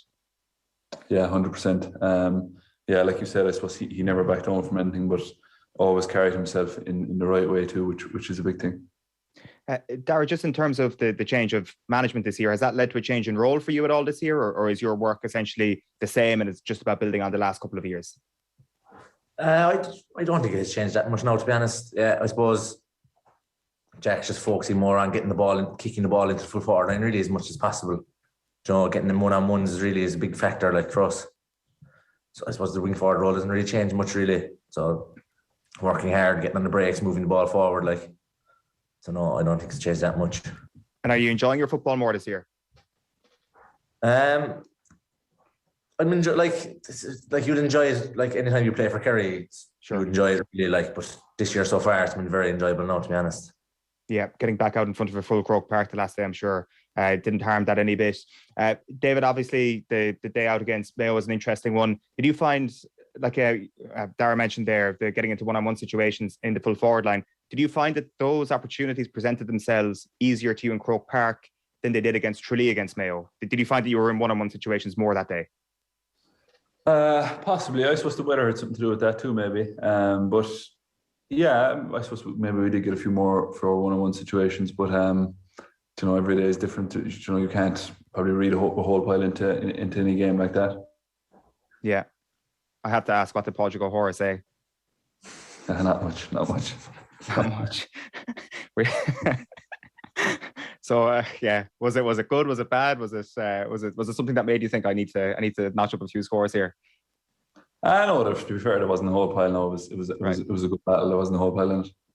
Okay, fair enough. In general, then on that point, how much has certain moments in your senior career so far, I guess, developed you mentally on that front? I mean, there's obviously the famous example in Eden Dork where the referee sends you off after Tyrone lads are talking in your ear. Have you got used to that, basically, the yapping from a back, which is obviously part and parcel of the game? Yeah, it is. It's part and parcel of it, exactly. Like you just can't react. I suppose the feeling you get of being sent off, whether you're rightly or wrongly sent off for reacting, it's the worst feeling you can have. Like, you just feel like you've left everyone down. So I don't want to experience that again. So you're basically thinking about that in that moment, trying to restrain yourself, thinking that could be the worst outcome here. Yeah, 100%. Yeah, Dara, what about yourself? Is that anything you battle with at the moment in terms of yapping with your man at all? I'd say you probably are up and down the pitch too much for that to happen. Are you? I wouldn't get as much attention as him. No. But it'll be the odd few words sometimes. Nothing much, no. Lads, great to chat to you. Just a reminder that once again we're here today to mark the launch of the Rockshore Killarney Club Sevens. That'll be held this June Bank holiday weekend in Spa GAA Club Killarney. This promises to be a great weekend full of fun and excitement for people of any age, and be sure not to miss out. If you want to get tickets for this, you can go to killarneyclub7s.ie, and that's the number 7 in the middle of that website, killarneyclub7s.ie. David Clifford, Ger and Moynihan, thanks a million for your time. All the best. Cheers, on. Thank you. That's our own Owen Sheahan, whose accent definitely ratchets up to 10 on the carryometer, and of course delivering the correct pronunciation of Spa GAA Club as well. Really interesting stuff from the lads. The whole notion of yapping, but also the fact that they're soccer teammates and classmates. That bit that James O'Donoghue was talking about, wanting a specific type of ball in, and Galvin talking to him about making particular types of runs. You can see the intellectual property of the Kerry forwards gets handed down the generations, and they're the two of the latest inheritors, obviously, with Shawnee O'Shea still in the mix as well. And who's going to stop them? Who is going to stop them this year, and maybe next year, and maybe for a while? We'll see. 8:43 this morning. If you want to get in touch, 0879 180 180 is the WhatsApp number. OTB AM is brought to you live each morning by Gillette Labs for an effortless finish to your day. Manchester United should take a leaf out of Liverpool's structure. If a player tries to start BS, he's gone. There's no player power at Liverpool, and not overrated, overpaid jokers, and Klopp buys at great prices. I can't tell if Mark's an angry Manchester United fan or a gloating Liverpool fan. Dennis says it's not easy to get rid of players in big contracts. Also, who wants to buy failures? Well, then you've just got to pay them up and move them on. Like, they let Alexis Sanchez stink the joint out for too long, and then he left, and there was a bit of an improvement, and some of the young players started to step up and improve, and the same is going to happen if you buy correctly. JP says the players will perform given the right culture from top to bottom. They have no fear or sense of repercussion anymore. A new manager isn't going to change that. Too many past players involved. Are there really too many past players involved? Like, there's really only Fletcher at this stage who has any kind of say in the running of the club, and anybody who's ever spoken to Darren Fletcher rates his football knowledge very highly, and he doesn't seem to be somebody who is taking for granted any of the situations that he finds himself in, and clearly wants to get the club back to where they're going. So I don't know, I think you should probably be keeping him involved. We'll get to Will O'Callaghan in a moment when Gearoid Hegarty is going to join us in about 5 minutes time. Very quickly from the newspapers, this is interesting, right? Back page of the Irish Independent. New park set for record attendance. Opening Munster round robin between Cork and Limerick to draw a crowd of 40,000. The All-Ireland final repeats could draw 40,000 to Leaside based on early ticket sales and projections. That would be in excess of the 34,000 that were in the park when the sides met there in the 2018 round robin. So this is the round robin delivering crowds of 34 to 40,000. Again, evidence that Proposal B, when it was shouted down and when the maths was done to suggest that this would actually be a massive financial step forward for the entire GAA, when that was shouted down, it was done on the basis of attendances at league matches as opposed to attendances at championship round robin games, where we're seeing record crowds will go to championship round robin games when sides of equal standing are up against each other with jeopardy. You just have to go back and look at who voted down Proposal B and why they voted down Proposal B to look at the vested interests that are holding the GAA back. But this is evidence that the maths that were done were correct at the time, and that the suggestion that this could be a huge financial step forward and that there is greater interest in these games than there are in league matches. Remember that was all, you can't compare those, you can't make those figures up, these league matches will be the same. It's like, they won't. There's going to be more people going to the games because everybody understands that this is the competition that we're all going for Sam Maguire in. And in that case, in this one it's Liam McCarthy, but if it was the Sam Maguire that everybody was playing those games in, there would be bigger crowds, and that's what would have happened. One last thing that I just want to do from the papers. If any other footballer in the world had done this, you'd be like, oh, that's very cynical, isn't it? He's looking for a contract from McDonald's. Kevin De Bruyne, I'm loving it. Happy meal run, has City ace eyeing tasty title fight. He brought his two boys, or maybe it's a boy and a girl, I'm not sure, his kids anyway, to McDonald's for a happy meal. It's an excuse for the son to wheel out their fast food 11, West Hamburger United. I promised you the manager's name a little earlier on. The manager is Mick Big Mac McCarthy. Mick Big McCarthy. Will O'Callaghan, good morning to you. Morning, lads. How you getting on? I know you don't like this kind of stuff. That's why I brought you on to talk to you about this. But about McDonald's 11? A fast food 11, right? So there's some of them aren't so great, but Zinger Dean Zidane, that's the Zinger Tower Burger they're talking about. Right. Colonel Dean. That was not bad. Colonel Dean Saunders. Good, very KFC theme here. McFlurry Kane. Does McFlurry even really properly rhyme with Harry? Celestine Caballero. Yeah, okay, can have that one. But the one that I'm writing down, building up to, right? So there's Filet or Mark Fish, which, yeah, okay, fair enough. There's Dean Gherkin is the goalkeeper. Who's that? Who's Dean Gherkin? Okay, I don't get that one. I'm not sure. It's breaking down here really quickly. Christian Benteke fried chicken, not great. James Happy Milner, but the winner is Emerson Royale with cheese. It's a Pulp Fiction reference. That was the whole point of it, and it worked. That one's superb.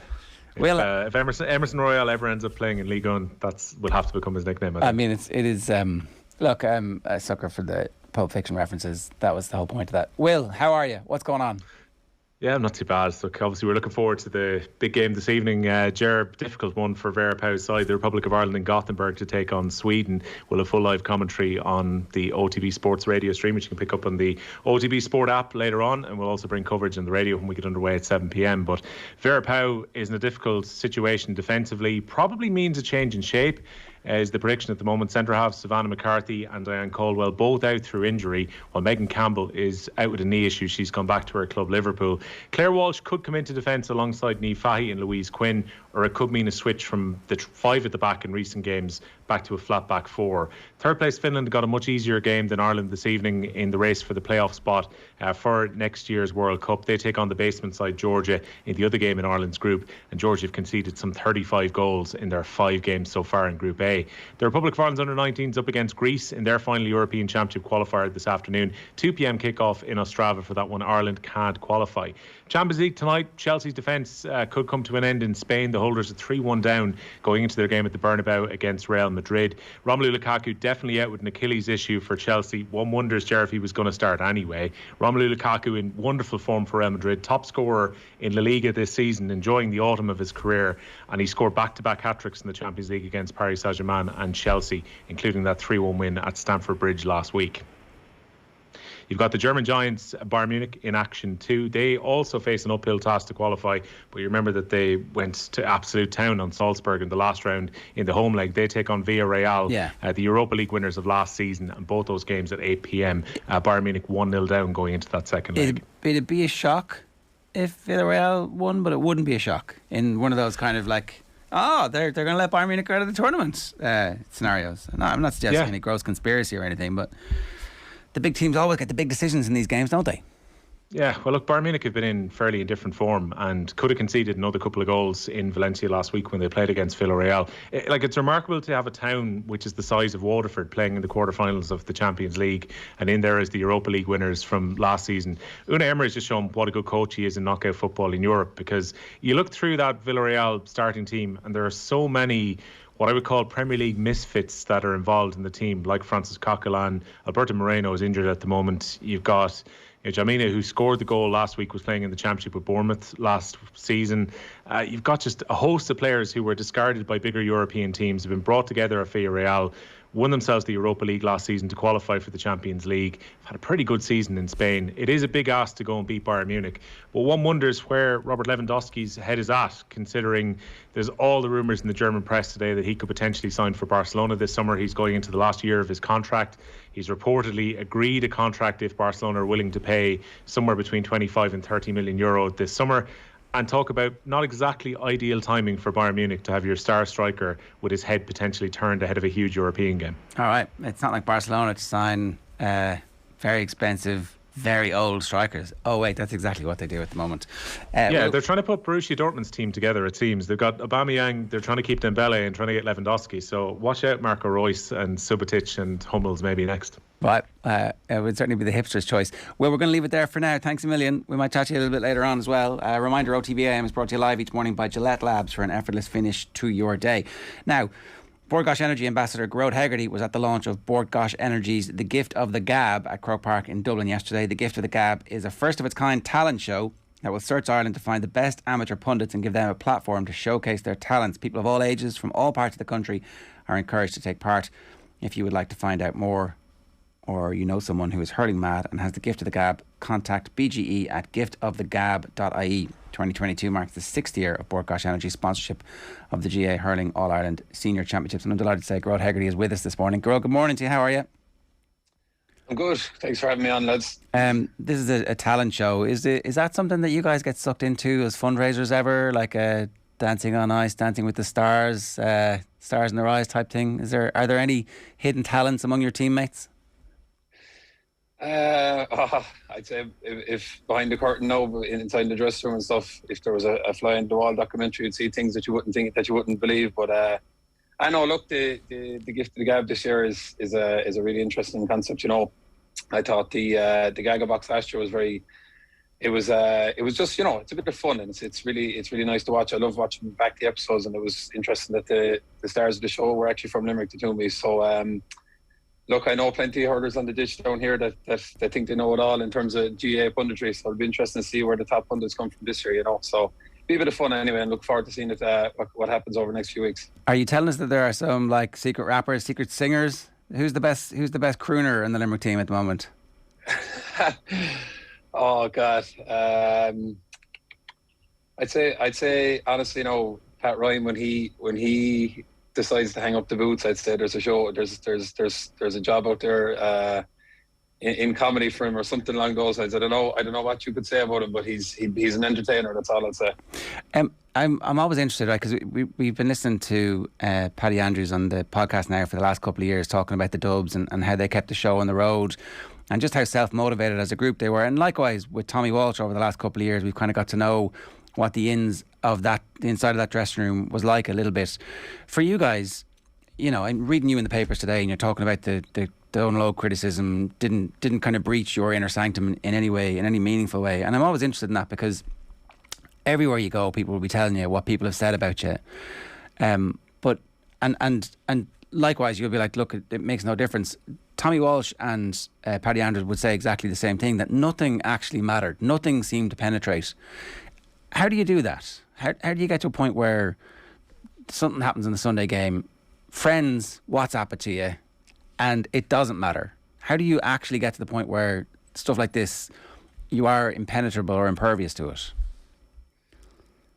I suppose it is a good question, but I suppose when we're together, like when we go to training, like we it's funny, we never actually talk about hurling, you know, outside of training. You know, when we go, anytime we go away together, whether it be, you know, holidays in the off season or going to games or anything like that, like nobody ever talks about hurling on the bus, or nobody ever talks about hurling when we're away. You know, we're a group of friends that, you know, we've been through a lot over the last number of years, and you know there's going to be criticism coming from outside the camp, but we don't really, you know, as I said, we don't really care, I suppose, or we don't really hold, you know, you don't really mind what people say outside the camp. All you want to do is you want to make sure that your teammates and the management, I suppose, are happy with your commitment and how you're training, I suppose, and that's all that does matter. Because, you know, at the end of the day, there is going to be plenty of naysayers out there, and if you were to listen to them, you know, you probably will get nowhere. So you gotta listen to those that you trust the most. And where does the motivation come from? Because the other thing that keeps getting spoken about, particularly in GAA terms, and it always feels a little bit lazy to me, is hunger. The team with the most hunger is going to win, and it's not really true. It's the team with the best preparation, the best tactical outlook, the best skill on the day, the best calmness under pressure. None of this is actually like a completely intangible thing. It's like, have you put the work in, and do you have the players to deliver the plan when it comes down to the last few minutes of ultimate pressure? Generally, hunger is actually something that's going to make you make a bad decision, because you're trying too hard. Yeah, well, the motivation definitely doesn't come from outside. Like, as I said, we don't listen to, you know, whether it be good or bad praise that we get, or good praise or bad publicity. We never discuss anything that happens outside our camp. You know, the motivation comes from within. I suppose we trust. I've often said it. We trust, you know, that we have some serious guys over us, and you know, we're trusting in Paul Kinnerk's training and the other selectors there in terms of they'll have us prepared as best we can, and that's all you can do. You know, you can't worry about what other people are thinking about you. You just have to focus on your own preparation, make sure that you're prepared as best you can, and see what happens. And so, where does your motivation come from? My motivation comes from, it's always been the same. It's never changed. Just getting the most out of myself. You know, it's just trusting in myself, and, you know, asking myself, I suppose I always kind of ask myself the question before championship: have I trained as hard as I can? Have I prepared as best I can? And if you can honestly tick those boxes and say yes, you can, well then, you know, you're as best prepared as you can, and whatever happens then after that happens. You know, in terms of, I often say, you know, it's sometimes hard to go look for advice or look for help and admit that you have weak areas in whatever area it may be, and going to whether it be the sports psychologist or going to the trainer or going to one of the management or the stats man and looking for advice or looking for ways to improve.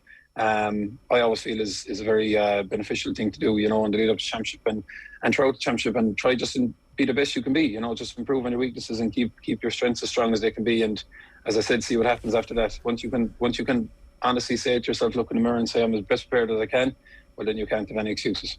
When you look back over the success over the last couple of years, were there pivotal moments in the season where you could pinpoint that things are going well or things are going badly and something needs to change? Or is it actually not really, that's not really how life works? When you're in a moment, all you can do is take that moment and try and stretch it, make it as elastic as possible, so that if it's a good moment, that's great, and if it's a bad moment, you move past it. I guess what I'm asking is there a pattern that you can discern in retrospect in the years that were successful, and in even some of the build-up years where you were less successful?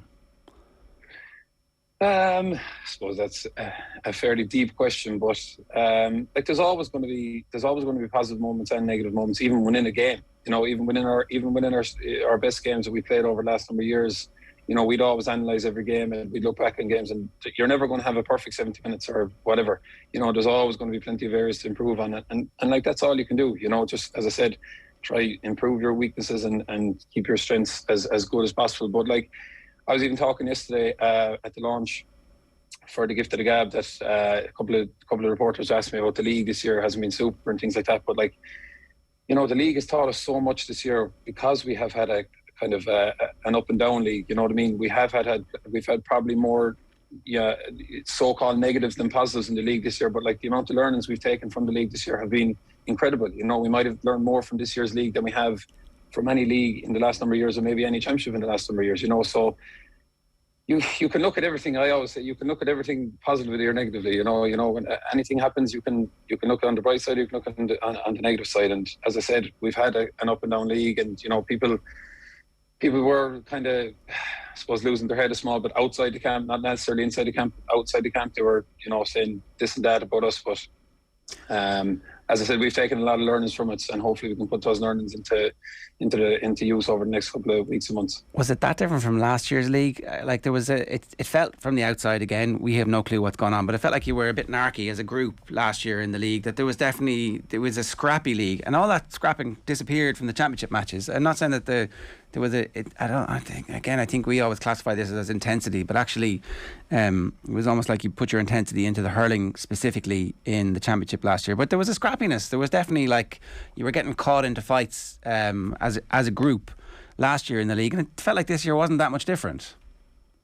Yeah, I agree. I would agree with you that last year's league was actually similar enough to this year's league. It was very up and down, and you know, we a couple of issues, we've a couple of injuries and things like that. But I suppose the narkiness, I always feel, comes from because you're not at the level you need to be at in terms of fitness, in terms of mental freshness, in terms of mental being in the right state of mind and things for the game. You know, because when we similar to last year, when we came back this year, I suppose we kind of came back late. We only came back first week of January, so we didn't have a lot of work done going into the league. And then you're coming up, honestly, you're just coming up against teams that are fitter than you at the time. And I suppose the narkiness and I suppose you kind of get a bit of annoyed about how the game is going because you're not moving as well as you normally would be, you know, and teams they're fitter than you and they're faster than you at the time, and that's where the annoyance comes from, I suppose. But once you get to championship, everyone is prepared as best you can, so it's a level playing field by the time you get to championship. So it's periodization that, like, you weren't as fit and as ready to go a month ago, 2 months ago, 3 months ago as you will be in 2 weeks, next week, the month after. That's like, you know, you have to plan the season out with the intention of peaking at specific moments. Yeah, that's it. You know, simple as I said, we didn't go back to the first week of January, and that's just a fact. And some teams might have been back a month before, some teams might have been back 2 months before, and they were way further down the line by the time the league comes around. But as the season goes on, like as I said, the playing field becomes much more level, and as the season comes on, you know, maybe that little bit of freshness might benefit us in the long run. You know, time will tell us. And on an individual level, how do you stop yourself from getting narky again? I suppose you learn from your mistakes. You know, unfortunately, I had I've seen the Galway game this year. I got sent off, and that's, you know, it's kind of a moment that, you know, puts you back in your box a little bit. You know, you got to learn from those moments. It's a horrible thing to happen. You know, getting sent off and leaving your teammates down and having to go home after the game, look at your family, and you know, you just feel awkward, and it's a horrible feeling. So, like anything, like any mistake, like any negative moments in your life, you got to learn from them and make sure that they don't happen again. You know, so hopefully I've done that. Is there somebody you speak to just work it out and kind of go, this is what happened, this is how it happened, if I'm going to be in the same scenario again, I'll know how to avoid it? Or is that something you just have to work on yourself? Like, is there, because I often wonder, like you talked about, you didn't use the word humility, but it was definitely a humility to ask for help. It's not a very Irish male characteristic, and we definitely need to have those conversations about all sorts of aspects of life. But like, it's good to ask for help when something goes wrong. It's not actually a sign of weakness, it's a sign of strength.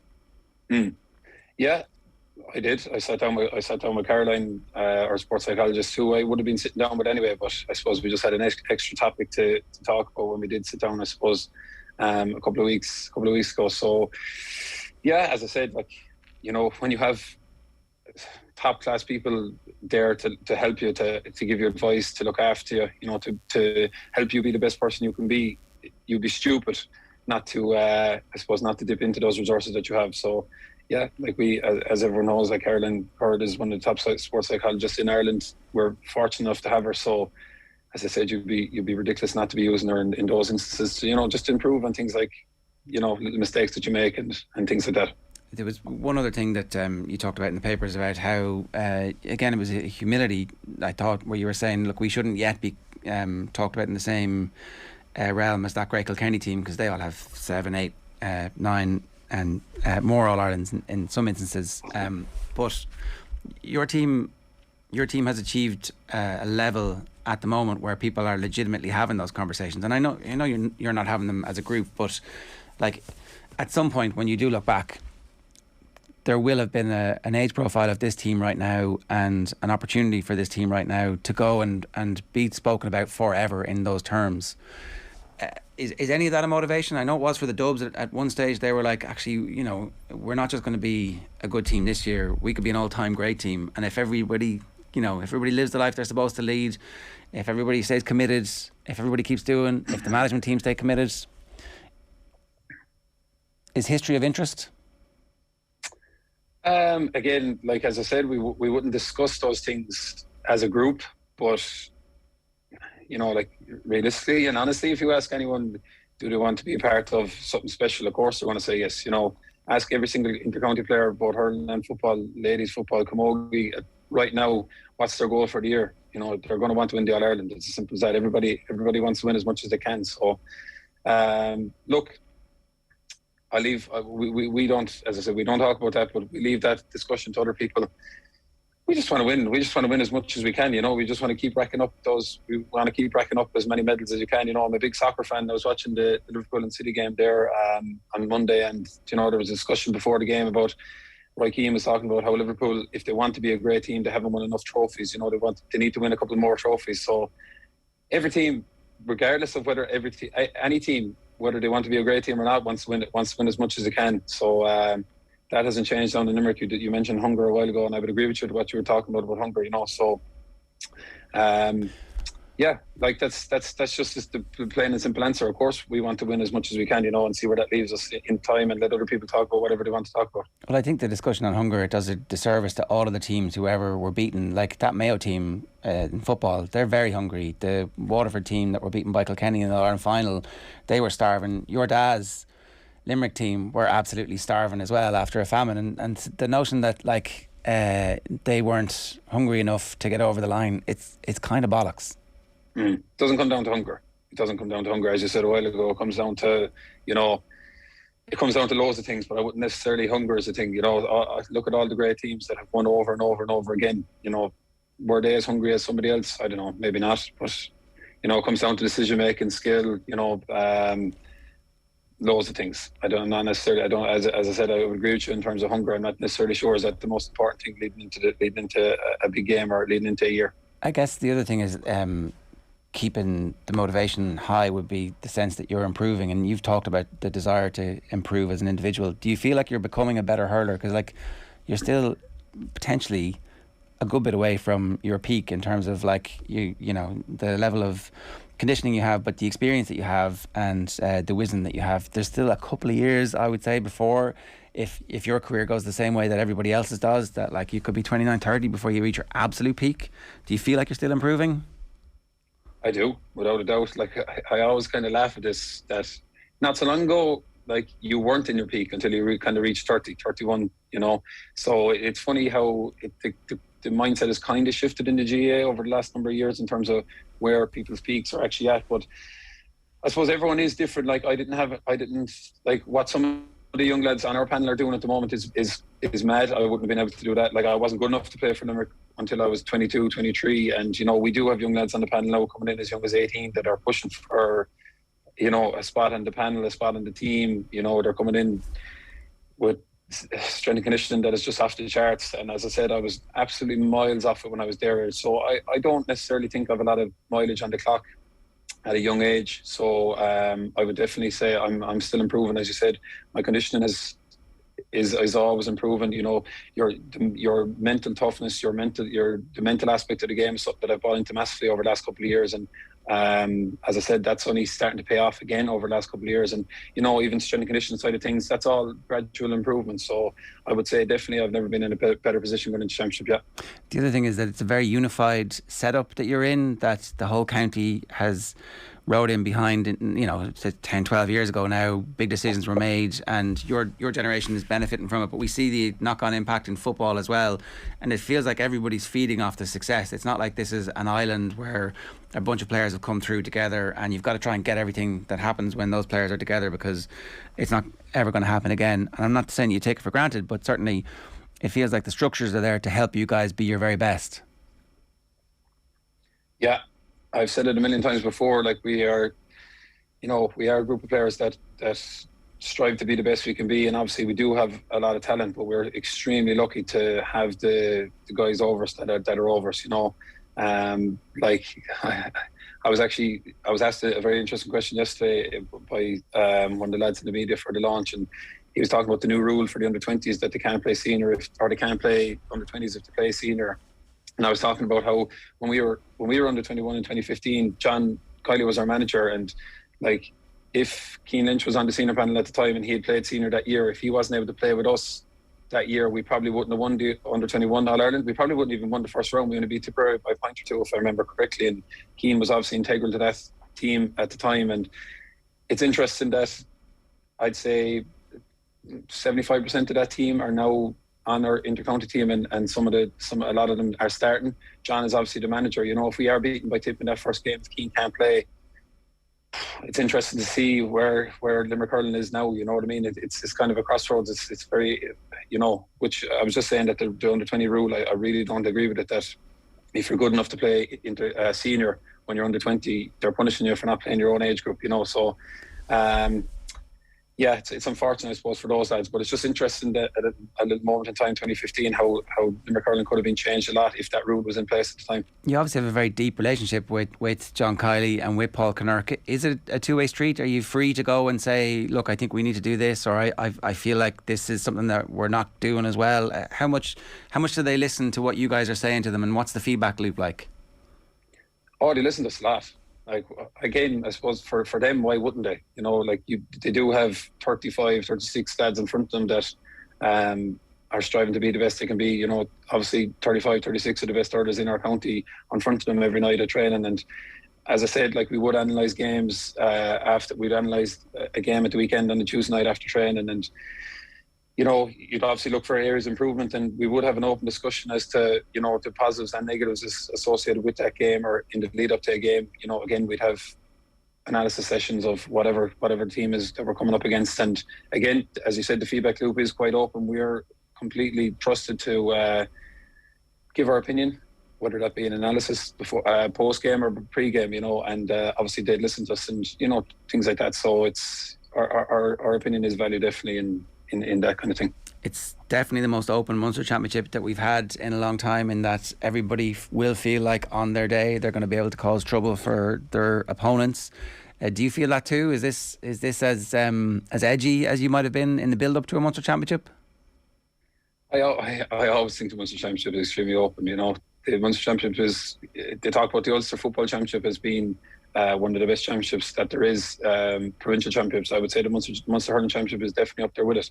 Every single team in Munster, whether it be Clare, Waterford, Tip, ourselves or Cork, are going to be thinking they're going to win the Munster this year. That is going to be the aim for every single county, and if it isn't, you know, there's no point even saying if it isn't, because it is. Every single county is going to want to win the Munster in Munster this year. So it is extremely open. It's always extremely open. Nothing has changed. And again, this year, going back to the format, the group stage format where everybody has to play each other, you know, there's no excuses. If there's no such thing as having an off day this year, you know, everybody has to play everybody. So if you're in the fourth and fifth positions, I suppose you just weren't good enough this year, you know, and the top two will play each other in the final and see who wins, and obviously third will go out into a qualifier or whatever it is. So yeah, it's a very exciting couple of weeks coming up, without a doubt, for players and fans. Oh yeah, it's brutal, and it's great for us as neutrals. I can only imagine the excitement level of actually being involved in it. Gearoid, always great to talk to you. Thanks a million.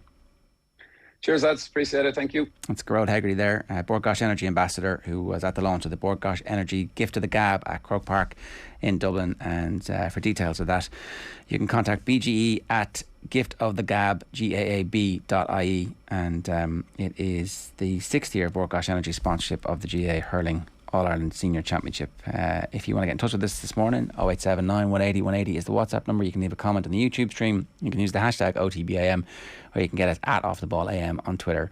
And our show is brought to you live each morning by Gillette Labs for an effortless finish to your day. Phil's up next.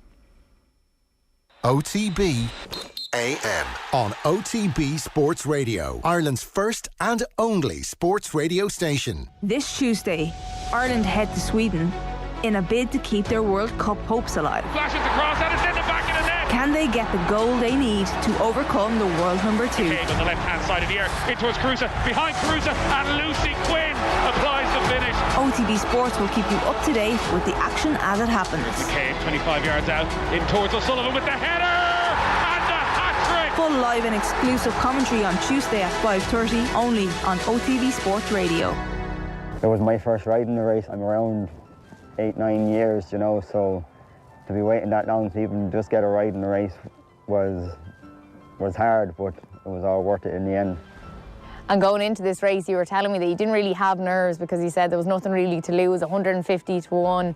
The Irish Grand National, you'll go out and just see how you go. Everybody wants to get a position where they're comfortable, and you know what I mean. And say my point of view, I could say to them, can you ride them third or fourth, which is 35 horses. So 10 other trainers can say, will you be third or fourth? So obviously you can't be. You could have 25 abreast on all charging down to the first. So in my head, I wanted to be in the middle of that 25, that I had options going down to it. It was a matter of seconds and the flag was dropped and we were away. He got in a super rhythm very quickly, and like that for a long time, it didn't even feel like we were riding in the Grand National. And that is crazy, because you have led from start to finish at this point.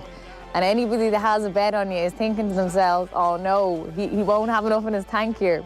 The fifth or fourth last, that's when the pressure comes on any horse, you know what I mean? And if he's not able to stay, or he's not jumping well, or he's getting tired, so that's when the weakness comes, and that's when most of them, aren't able to pack it up, Turned in, and like that, the horses were stacking up behind, which kind of drove my horse on, and went down to the third last and couldn't have met her on a better stride. Absolutely winged it. From there on in, when I had a look up, I was actually very surprised how close the winning line was, that I was able to enjoy it then. I could hear the commentary, I could hear the roars, Running up to the finish, this is the crowning win for Ricky Doyle and Dermot McLaughlin as freewheeling. To get the ride I got in the race off the horse, if he finished 4th or 5th, I would have been buzzing afterwards, but the fact that we were at the winning, I actually couldn't believe it for a long time now.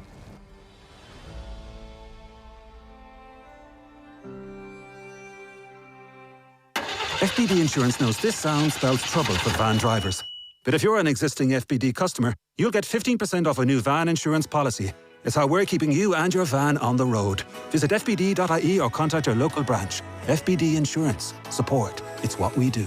Terms and conditions apply. 15% discount available on new commercial motor policies only when an existing FBD farm, business, car or home policy is in place. FBD Insurance Group Limited, trading as FBD Insurance, is regulated by the Central Bank of Ireland. Commercial motor insurance is underwritten by FBD Insurance plc. OTB AM with Gillette. Get into your flow with the new Gillette Labs Razor with exfoliating bar. All right, you might have heard a clip in the ads there. It is helping you to prepare for the 150th Boyle Sports Irish Grand National with OTB. You'll have heard Aisling O'Reilly talking to Ricky Doyle, who was last year's Irish Grand National winner. They got talking about the trials and tribulations of the famous Ferryhouse track, what it takes to win the iconic race, and being last year's shock winner at odds of 150 to 1. Check out the OTB social channels for more on that, and we'll have a special show coming your way on Friday as well. Now, Phil Egan is with us. Phil, good morning to you. Morning, how are you doing? Should we talk about the Republic of Ireland first, right? So, Katie McCabe answered the question that Aisling asked her earlier on about what the plan was, not to get beaten. Yeah. It's very difficult to have that mindset when it's like, don't get beaten, don't lose, don't lose, don't lose. It's like, don't press the button. Don't press the big flashing red button. Don't press it, don't press it. Ow! Yeah. Don't say the F word on air. Don't say the... No, do you know what, though? Sometimes what people say and what they think is different in terms of what is Vera Pauw saying to the players. But Vera Pauw is always quite honest about this kind of thing where... Yeah, I'd say she's saying don't get beat. Yeah, but I also think as well, it's like the Sweden game isn't going to decide if we get a playoff place. I think things worked out nicely for us on Friday that Finland drew with Slovakia like we did in Tala. So the way it's set up now, Sweden just need a draw tonight and they're through. They've only one game left. Now we have to hope that they're switched on for that final game because it's against Finland, and the last round of games Sweden play Finland and we're away to Slovakia, and we've obviously seen how tough that Slovakia game could be because they were better than us in Tala for large spells of the game. So I think tonight it's a case of you just want to make sure that all the work that we've done under Vera Pauw, so this is her 20th game. Now, she actually complained about the fact that we've only played 20 games. We should have played a lot more. As she said, Sweden have probably played twice as many because that's just the way things are at the moment, that there's an imbalance and the best teams seem to be getting more. So that's why things like the Pinatar Cup were so important to Vera Pauw, that you could look at other players. But if we were to lose tonight, it's all really about that Finland game in Tala later in the campaign.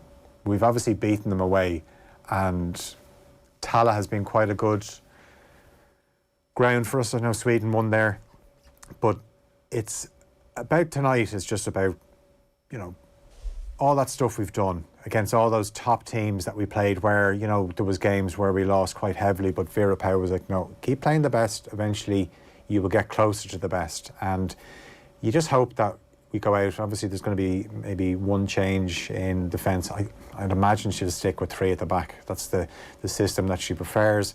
And you just got to keep a solid shape and make things hard for Sweden. And I think the players actually will love the fact that there's going to be almost 15,000 there, because the Irish players are getting used to playing in front of bigger crowds now. And why wouldn't you relish that?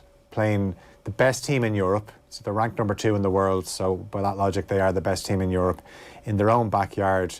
There's going to be a party atmosphere. They all expect to turn up and they'll get the job done, they'll win, and they'll be off to the World Cup next year with a game to spare, and happy days for them. So what a challenge that is for us. It's just a case of saying you've got to start well, and as the longer the game goes on at 0-0, then obviously the more twitchy they become, the more frustrated. It was interesting to hear that they think we're quite a physical team, which I wouldn't necessarily say that. I mean, we're a tough team, but I don't think we're over physical. No.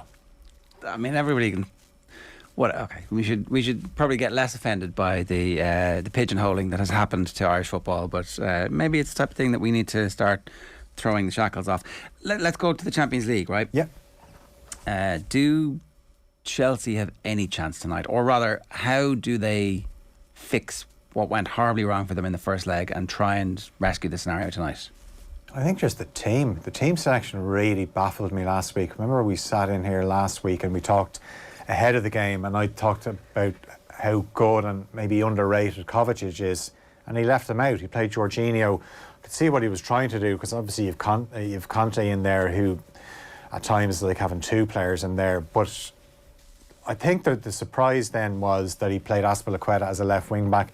Whether people like Marcos Alonso as in terms of what he does when he's going back towards his own goal, but he's a natural left-footed player, and it was quite noticeable last week that any time Azpilicueta got on the ball as a left wing back, he wasn't comfortable going on the outside, so he'd check and he'd have to come back inside, and it'd slow things down.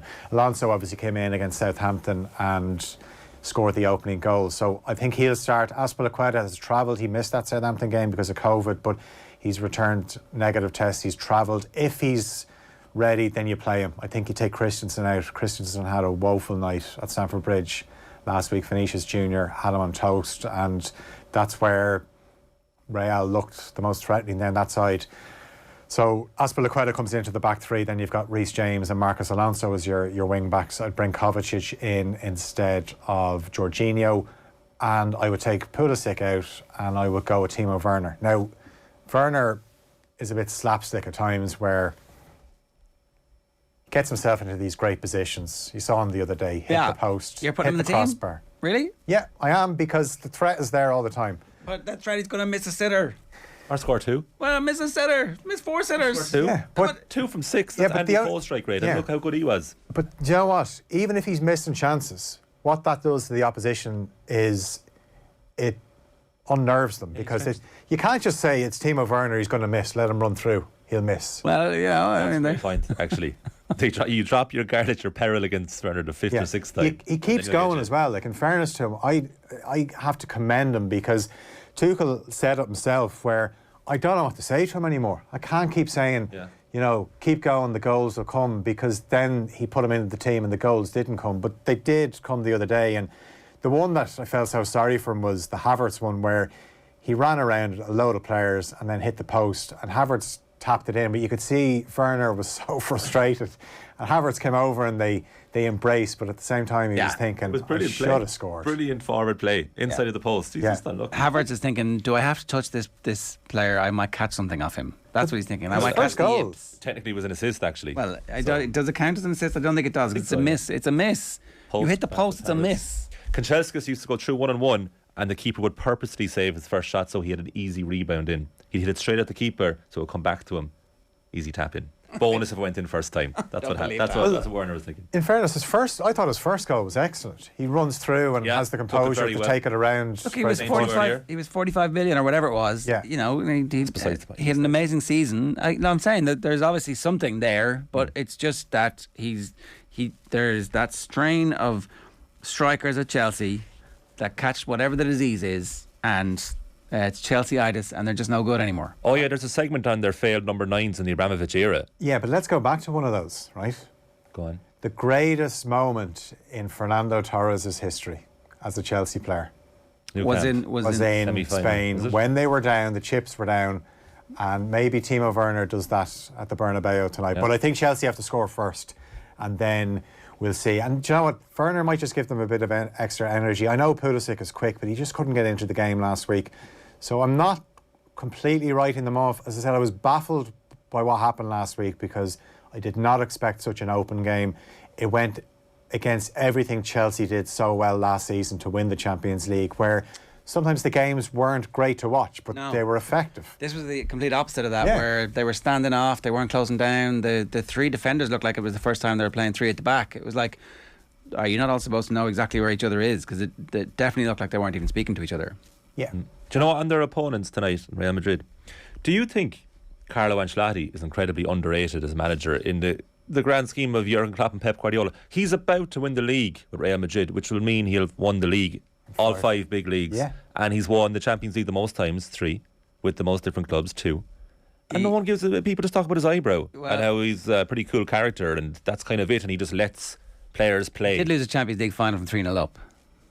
But he also won 2 other Champions League finals with the same team. I mean, they were the best team in Europe by a mile. Do you think Ancelotti, do you think he stands in a fair position overall? I think when he retires from management, he will go down as one of the great managers of this era. Now, he doesn't have, he's not as transformative in terms of the way he plays as the likes of Guardiola or Klopp, but as you said, everywhere he goes, he tastes doing something. Success. Yeah.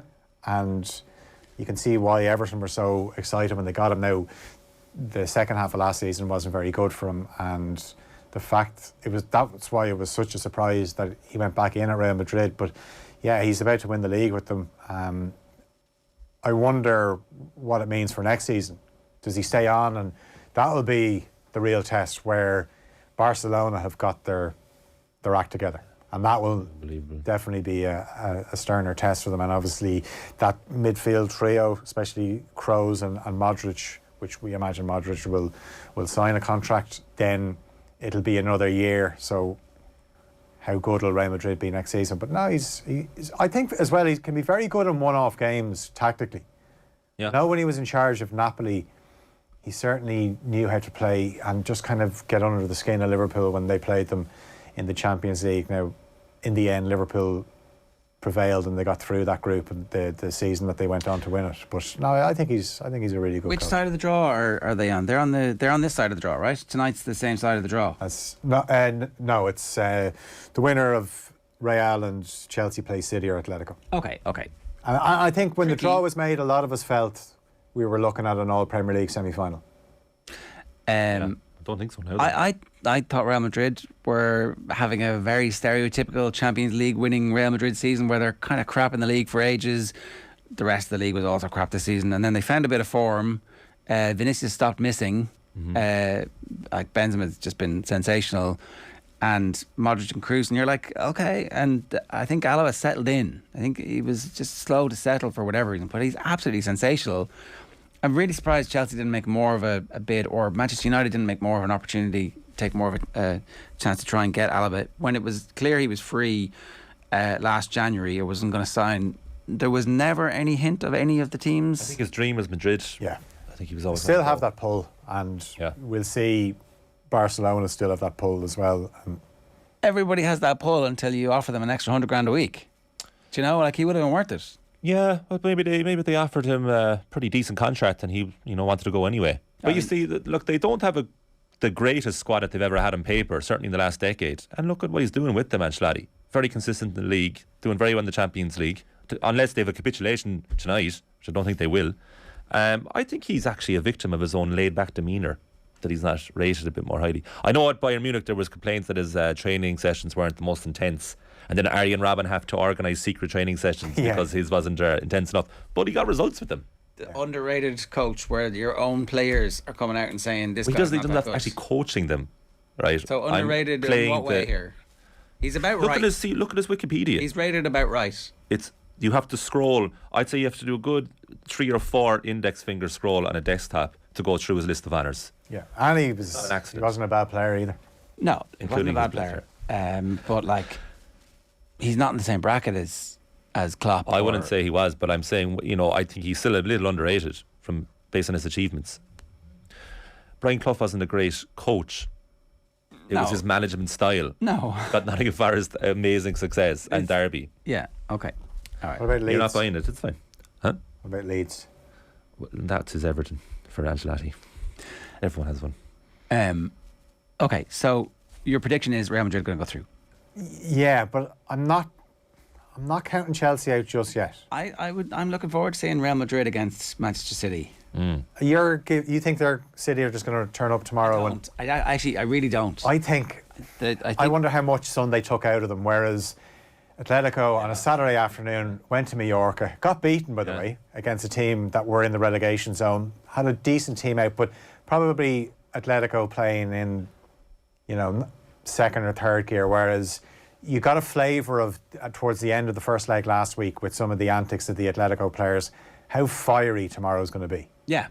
And I think it's going to be, obviously it's at the same time as Liverpool Benfica, but Liverpool are home and hose, so I think Atletico and City is the game to watch tomorrow. Certainly see how it starts. If Atletico score first, then we've got ourselves one hell of a game. It's going to be an interesting game, I think, almost irrespective of what happens. And De Bruyne is playing football at a very, very high level. So you should just watch as much of De Bruyne playing when he's fit like this. When he's playing this well, you should watch him as often as you possibly can. But it does feel like they're cresting. My one concern would be their defence isn't very good. The central defence, and I don't know. I still think Kyle Walker has those mistakes in him. Okay, so the other thing that we just need to talk to you about is your fascination with the slow bicycle race. That is, but Bayern Munich going to go through almost irrespective, even though they're 1-0 down. They should have been 2-0 down, but that's a very Bayern thing to happen. Yeah, I think again they started so quickly against Salzburg. I don't think Villarreal will capitulate like that. So it could be a slow burner for Bayern, but you'd imagine they should be able to edge it. And the fact that there's no away goal, so even if they conceded one, you still think that they'll have enough firepower to get the job done. But if not, I mean, Liverpool fans would be rubbing their hands at the thoughts of playing Villarreal in a semi-final. But I'd still be leaning towards Bayern, yeah. Everton dealt Burnley a fatal blow by beating Manchester United at the weekend. Yeah, I think what was so funny about Sean Dyche's interview last week after they beat Everton was him having the nerve to talk about Everton not knowing how to win a game when Burnley have won the fewest games in the Premier League this season. And, you know, Everton and Leeds put the pressure on Burnley. Burnley going to a Norwich team who, look, they won, but Norwich are going down.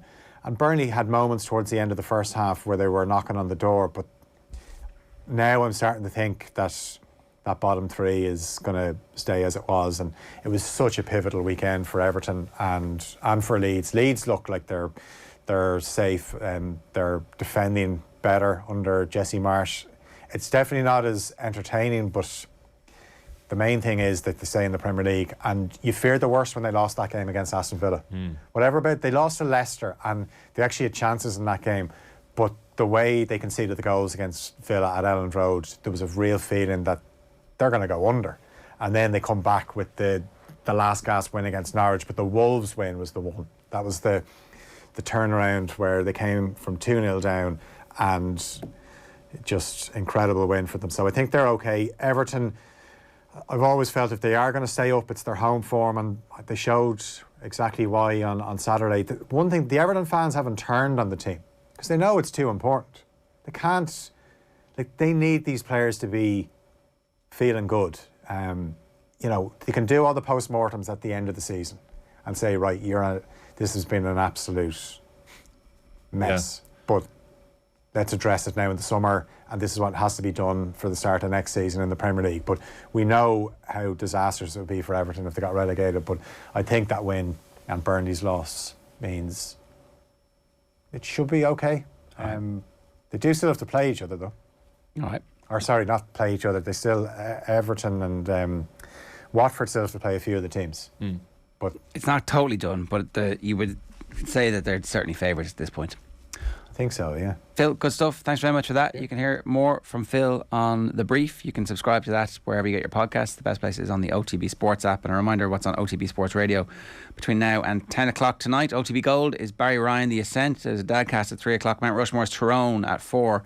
Live commentary of Sweden versus the Republic of Ireland. Coverage starts at 5, and then the show is live on the radio tonight from 7 on Off the Ball on News Talk. You can just tell your smart speaker to play OTB Sports Radio. We're going to hear from the Connacht head coach Andy Friend on tomorrow's show. We have Olympic champion Kelly Harrington. We're also reacting to the Republic of Ireland versus Sweden with Emma Byrne. Nathan will join us to talk Champions League and much more besides. In the meantime, here's some Kenny Cunningham goodness to take you through to 10. We'll be over to Gothenburg later on this hour ahead of Ireland's World Cup Qualifier against Sweden. It kicks off 5:30 tomorrow. The game is live with us on the OTB Sports app or OTB Sports Radio. So from 5:30 we have commentary. Build-up starts at 5:15, and we will check in Gothenburg later on just after 9:30 or so. Very happy to say in the meantime, well, I called him earlier on because we had late withdrawal. We were in dire need, and we needed some top punditry. Top punditry for such a big game. And I said to the lads, I know who to call. Lads, we're really struggling. Here. I know who to call. Now, Damon Delaney wasn't available, but the bottom rung of the ladder, clearly. Thank you so much. I know you hate doing stuff over the phone. I could detect the tone of desperation in your voice, Joe, at the other end of the phone. I hadn't got the heart to put the phone down on you. You could hear the blubbing. Please, Kenny, please. Yeah. Off centre. So thank you so much for doing this on a Monday evening. We are obviously starting with the game between Manchester City and Liverpool. This game had a long billing. I mean, for about a month we've been counting down to this game. Yeah. Geez, it generally does live up to expectations in terms of quality and the relentlessness of the whole 90 minutes. What did you make of it in those terms? Yeah, well, first of all, I'll have to shout up a little bit of a caveat. I was in a pub watching this game with a lad who actually talks more than me, Joe, believe it or not. You actually know who he is. I won't name names, but so the game probably didn't have into 53106. Undivided attention. You know what it's like when you're in that kind of pub environment. You're watching the game, but you're probably not quite analysing as you would do maybe at home in your kind of living room. So I'll throw that small caveat in before I start dissecting the game in minute detail. But yeah, I really enjoyed it. Totally engrossed in it. I think like everybody else who watched the game, I think everybody understood the significance of the game, the result, what was at stake. And I don't think the game let us down. Real kind of intensity to the game, total commitment, from both sets of players.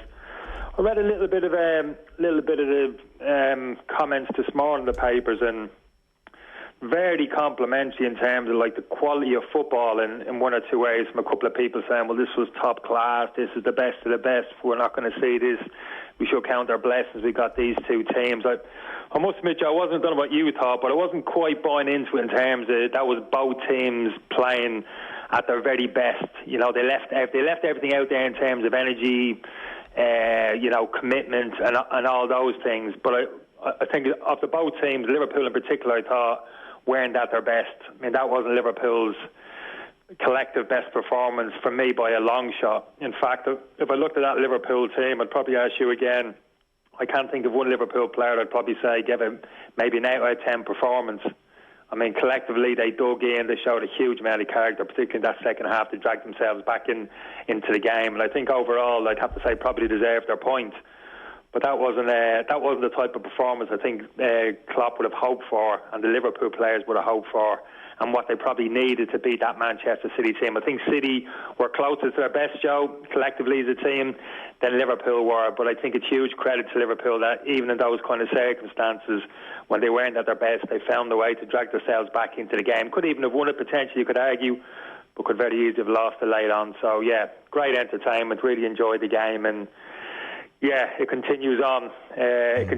But I think Liverpool have been in a reasonably good place off the back of it. It's a funny thing to say. Obviously, I've talked down a little bit maybe their performance, but the fact they've got out of the game and they're still on the coattails of Manchester City breathing down their necks, I think if anything, City will be the ones who might be smarting a little bit at the fact that they didn't put some clear distance between themselves and Liverpool off the back of the performance. Yeah, I would tend to agree with you on Liverpool. Maybe what made it so fascinating was that they weren't at their best and they just dug in. It almost was a testament to what they stand for as a team in some respects. Yeah. No, you're absolutely right. Yeah, I think that was the positive, that they were never going to down tools, of course not, but in kind of adversity, and they were in adversity for periods, certainly in that first half. Manchester City were the better team, and it's one of those things, Joe, some days you just know it's just not there. You get that bit of a sense of it maybe early in the game. You're not saying it to each other on the pitch and you're shouting at each other and you're demanding more of each other, but you just know as the game goes on, it's not quite happening for us today. The kind of cohesion isn't there. I'd say in possession and out of possession. I don't think in terms of that high intensity press from Liverpool was quite there at its best, as we've seen previously, and in terms of the quality of the football at times, how kind of penetrating, productive they can be at times when they get going in possession of the ball, weren't quite at their best as well. They probably recognised that as the game was going on, but still showed a huge amount of character, almost to accept the reality. Of course, you're striving to do better and find a bit of rhythm and find your best form as the game goes on, but some days it just doesn't happen for you, and you don't want to have that against a team of Manchester City's quality. But like I said, they dug in, they scrapped, they didn't go under, they kept themselves in the game, got themselves back into the game, and either side could have won it in that kind of second half period. So no, I wouldn't be holding it up there, maybe one or two other people as well. This is the creme de la month, this is, high quality, it doesn't get any better than this. Not quite if you break the game down on a few different levels, but in terms of, excitement and, being totally invested in the game, whether you're watching or certainly the players on the game, it was great to watch. Do you see this as, in general terms, regardless of Liverpool maybe not being at their very best yesterday, but do you see this rivalry as Manchester City, for all the money they've spent and with Pep, with their noses in front, and Liverpool going along with them as best they can, but City are the better team? No, I don't see. I think the sand has shifted all the time. So I would have made, and probably would still make the argument to a point, and we've had a discussion before about Liverpool play a brand of football, a style of football that City at times find difficult to deal with. Liverpool don't play Manchester City at their own game. They don't say to Manchester City, we're going to come onto the pitch today and, outpass you, we're going to have more possession than you, we're going to dominate the ball more than you, we're going to work away slowly up the pitch, we're going to suffocate you, and gradually wear you down and, open you up, that type of. Liverpool don't do that. A little bit more direct in terms of their style of play. We've spoken about this before, back to front a little bit earlier, into the wide areas, crosses earlier into the box, that type of thing, more of a high energy, kind of physical game. And City, I think, have found that difficult to deal with over the past couple of years. So no, I wouldn't say City had a better team for me. I think they're very much on an equal footing. But I think there's just one. Looking at that performance, yes, and not just yesterday, probably for a small amount of time, only of late, I look at that Manchester City team, and I just think maybe at the moment, potentially going forward, they're in a slightly better place than Liverpool. I look at Liverpool, and we're all huge fans of that squad that Klopp's put together. But I just feel as if there's a couple of small issues there potentially going forward that Klopp's going to have to address in terms of the makeup of that team. So we've always spoken about, Joe, about that axis in midfield of Fabinho and Henderson. Always, those big games come up, boom, first two names on the team sheet, and then you pick your third player in midfield, and we can have that argument in terms of who best complements those two. But I think probably over the past year, it's the first time I've been looking at Jordan Henderson. I know he's had a couple of injury problems, etc. But I just think there's been a drop-off there in terms of that kind of physical intensity which he kind of plays at. And he's driven that team forward for a number of years now, that kind of drive he has. And not just drive, but physical drive, ability to drive across the pitch, make tackles, interceptions, track back, even in possession, get Liverpool going forward to an extent. He's been an absolute machine in there in that central midfield there. He's been absolutely key for them, particularly in terms of that kind of high press against opposition teams. But you're just seeing that this year, Joe, I mean, that would have been unheard of maybe 18 months ago in a game of that stature, Jordan Henderson getting pulled after 78 minutes. It just wouldn't happen, Joe, would it? No, and he was rested against Benfica as well. Yeah, exactly. So now Klopp's looking at him for whatever reason. He knows, he sees him training every day. Sports signs him to be in his end, etc., etc. And they're basically saying to him, this lad can't play physically at the level that he did 2 years ago. That's what it looks to me. We're going to have to be careful. We're going to have to wrap him in cotton wool. And I think, I'm not saying Jordan Henderson's career, Liverpool is over. Of course it's not. I think he's going to be a key player going forward over the next kind of year or two. But I think that Jordan Henderson at his best that we saw 2 years ago, I think that player is slowly diminishing before his eyes. He's going to have to find a slightly different role in the team going forward, and that'd be a small worry for me, because that kind of DNA of that Liverpool team in terms of that real kind of drive, pace, energy in that central midfield area, and he was the one driving it, Joe. If he's not going to be that type of player going forward, then that'd be a small worry for me in that central midfield. You look at Fabinho yesterday, Joe, and Fabinho's a good player. That's quite the worst game I've seen him playing Liverpool jersey. He looked a little bit all at sea yesterday. He just couldn't get close. He was arriving a little bit late. Players are going past him. De Bruyne goal was a clear example of that. Just dropped the shoulder, got away from him. I know he's got no recovery anyway. He's not the quickest anyway, Fabinho, but he's a great reader of the game. He senses where the ball's going. He intercepts things perfectly well. Go gadget leg, sticks out a toe, intercepts the ball, wins the ball back. He's great at that, but it just wasn't there for him yesterday. People were ghosting by him. Bernardo Silva knocked the pass him late in the second half. He had to clear him out. So he was well below par. Yeah. And Fabinho's a different type of beast to Henderson. He hasn't got his energy level. He's not as good an athlete as Henderson, but he sits in there, he's disciplined, he reads the game well, he intercepts things great, and Henderson goes after. He's like an animal hard up the pitch in terms of that press, going after, winning tackles. So for me, Henderson in a reduced capacity going forward, that's a small issue for Liverpool, which I think they're going to have to rectify, to the extent where I think if Liverpool are going to spend big again going forward, whether it's in the summer or maybe the window after that, they're going to have to spend big on a central midfield player. And people might say, you joke, they've got about 6, 7. They've got too many anyway. Well, I think he might have too many central midfielders. But for me, you might have to sacrifice 2 or 3 of them, get them out the door, and get one top-class midfielder into the football club for the medium to long term. I think there's a few of them out there. I think there's a few outstanding young midfielders around Europe.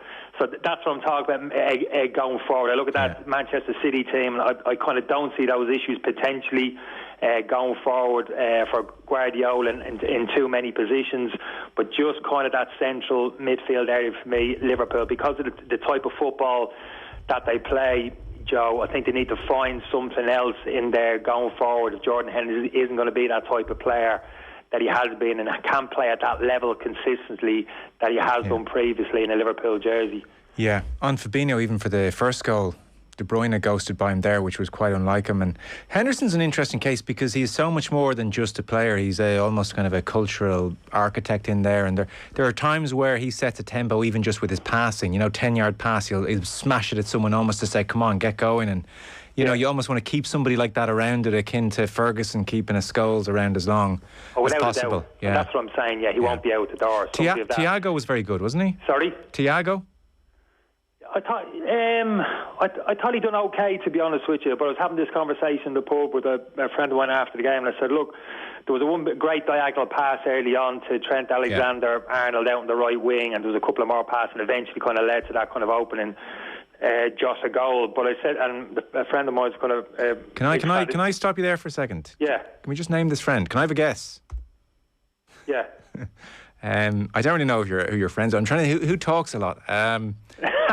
Alan Cawley. No, I'm not naming names. I'm not naming names. I'm not going to drop this fella in there because he was on the lash to a certain extent and enjoying himself. But no, but getting back to the football. But I did say it to him, Thiago, and I might be wrong again. Like I said, I wasn't actually analysing the game from 1 minute to the 90th. But apart from that big diagonal pass, I said to him, look, what was the standout moments for Thiago? Where was that 2, 3, 4, 5 real kind of penetrating passes, breaking the lines or really opening up the Manchester City defence? Because for me, as you know, Joe, he has to do that continuously. Because for me, he's a passenger when you haven't got the ball. We saw it yesterday in the yellow card, could have got himself sent off. And I don't beat him up over because he can't defend. So that's an issue with him, and that's the baggage you have to carry when you put him into the team. Is he giving you enough in possession? Is he hurting the opposition team enough with his passing in terms of getting Liverpool on the attack, in terms of assists and maybe even occasionally goals to kind of supplement what you have to carry with him in the team, because he hasn't got those defensive qualities of other Liverpool players, and that's just the way it is. So again, that's been a conversation about Liverpool since he's been at the football club. Thiago, and we've spoken about kind of Curtis Jones, the quality he has off Chamberlain Keita, that kind of physicality which they bring. But the conversation has always been Henderson, Fabinho, let's have a conversation about that third central midfield player, isn't it? Whereas now, over the past year, just looking at Jordan Henderson and just feeling as if that just a drop off in his performance levels. Now, what does that mean for the team? Does he stay? He certainly stays at the football club, such as his importance in the dressing room, his stature, in terms of his influence around the team. You don't get rid of that too easy. And of course, he's going to come in and play his fair share of the games.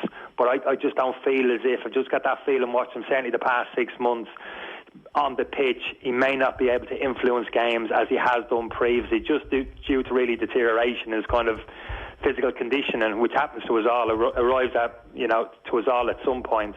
But that's going to be key, how Klopp sees that going. Does he feel as if, well, look, do you know what, going forward, I'm going to go for a more technically based game. I'm going to build this team around Thiago, Harvey Elliott. They're going to be me two number 8s in central midfield, with Fabinho behind them. We're not going to be maybe as successful as a pressing team as we have done previously, but I'm going to get more highly technically gifted players in that central area of the pitch, and we're going to go a different route. Now that's a conversation which you can have as well, Joe. There's no kind of right or wrong. I don't know. Again, I don't know how you see it, but for me, that's kind of playing into Manchester City's hands, because nobody's better at that type of football than Manchester City. So for me, Liverpool have done the right thing in terms of how they've put it up to Manchester City the past couple of years by going a different route, by playing a different type of football that we've spoken about, that kind of high energy, back to front a little bit quicker, going in behind earlier, using the strengths of that front three that they have from 4-5 now, which you'd call it. So that'll be interesting. Be very interesting to see how Klopp sees it, and whether you see the likes of he goes and spends big again, the likes of Jude Bellingham. For me, that's the type of player Liverpool going forward need to get in, box to box, high energy. He's got physically imposing. He's still developing, the young kid. He's actually a very good footballer as well, technically very good. But that type, top class, box to box, really 6, number 8, can really do anything for you. I think that's the type of midfielder Liverpool are going to need going forward if they're not going to maybe just drop off ever so slightly in terms of staying on the coattails of Manchester City. That's a small thing now, Joe. That's not something which is gaping. You're looking at the screen and saying, "Oh my God, Henderson's having a nightmare. He's got to come out with his team." But you just get a sense of it, not just a sense of. I can kind of see it on the pitch, and I've seen a little bit where Henderson is. I've always thought, well, that's interesting. If there is a drop off there in his physical levels, what's the answer? Is the answer you going down a different route, or is the answer you go and replace him with that type of with a young Jordan Henderson, and who's out there to come in, and how much they'll have to spend to go and get him? But yeah, that's maybe a little bit for the future, Joe. Maybe 6 months down the road. Yeah. But at the moment, I think Liverpool are still in it. I think Manchester City have the advantage, certainly in terms of the points advantage, and clearly they've got the easier run in, Joe. I think that's pretty obvious. But the fact they're both still in Champions League, the games this week, the FA Cup game, I'd expect them both to get through to the semi-finals of the Champions League. And then managers are going to have to navigate a route for their teams in terms of squad selection. Who do you pick? Squad rotation for those particular games, and that'll be fascinating to see. That's a big challenge.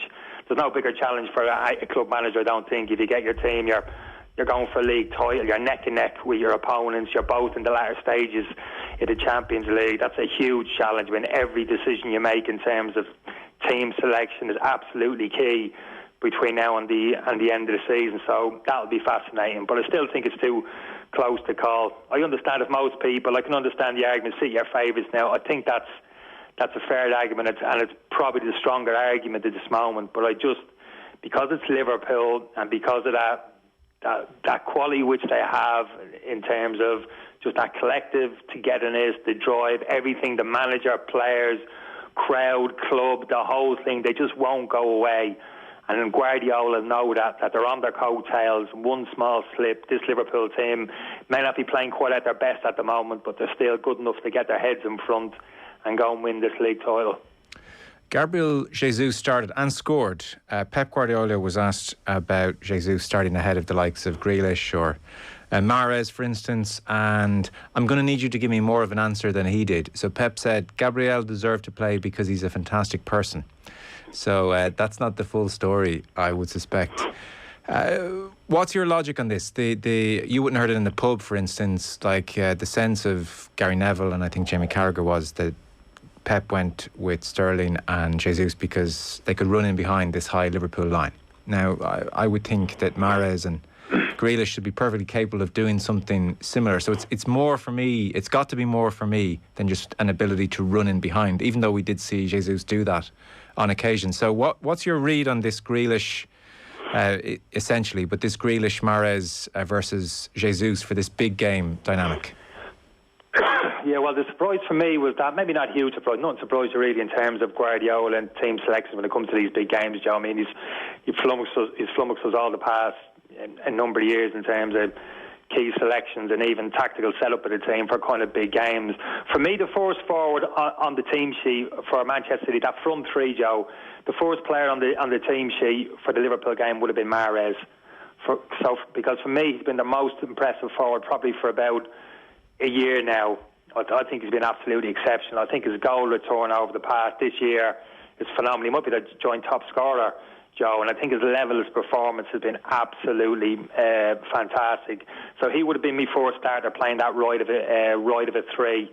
I think Foden has kind of excelled in that false number 9. I wouldn't be a huge fan of it in particular. We've had that discussion, but Foden is very comfortable there, and I can understand the argument him playing in that false 9 position. And then you can have the argument really is down that left-hand side, Grealish or Sterling. I think it was interesting he flipped Sterling into the middle and Foden out to the left, because I think if there is a small little bit of weakness in that Liverpool defence, we know where it is in behind Alexander-Arnold, particularly with Joel Matip, slightly slow recovery when the ball's in behind.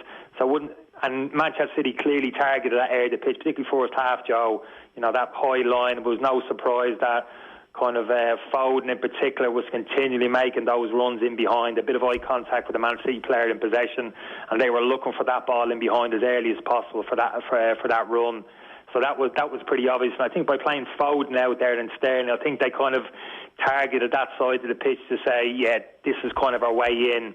not so much the other side. Van Dijk, obviously, and Robertson probably a little bit more capable, more competent in terms of defensive responsibilities. But that right when Matty plays with Trent Alexander-Arnold down that side, that's pretty much always your way in, Joe. That's not a big secret, is it? In terms of how do we get at this Liverpool team? How do we get in behind this Liverpool defence? How do we break this high line? It's pretty much down that right hand side. So I thought that clearly came into his decision making in terms of Foden on the maybe thought Foden a bit more defensive responsibility. He would track Trent Alexander as well. He could trust him to go up and down the pitch, and he had the legs to do it for 90 minutes. That might have been all of these factors, Joe. I think you give some thought before you put the team on the pitch.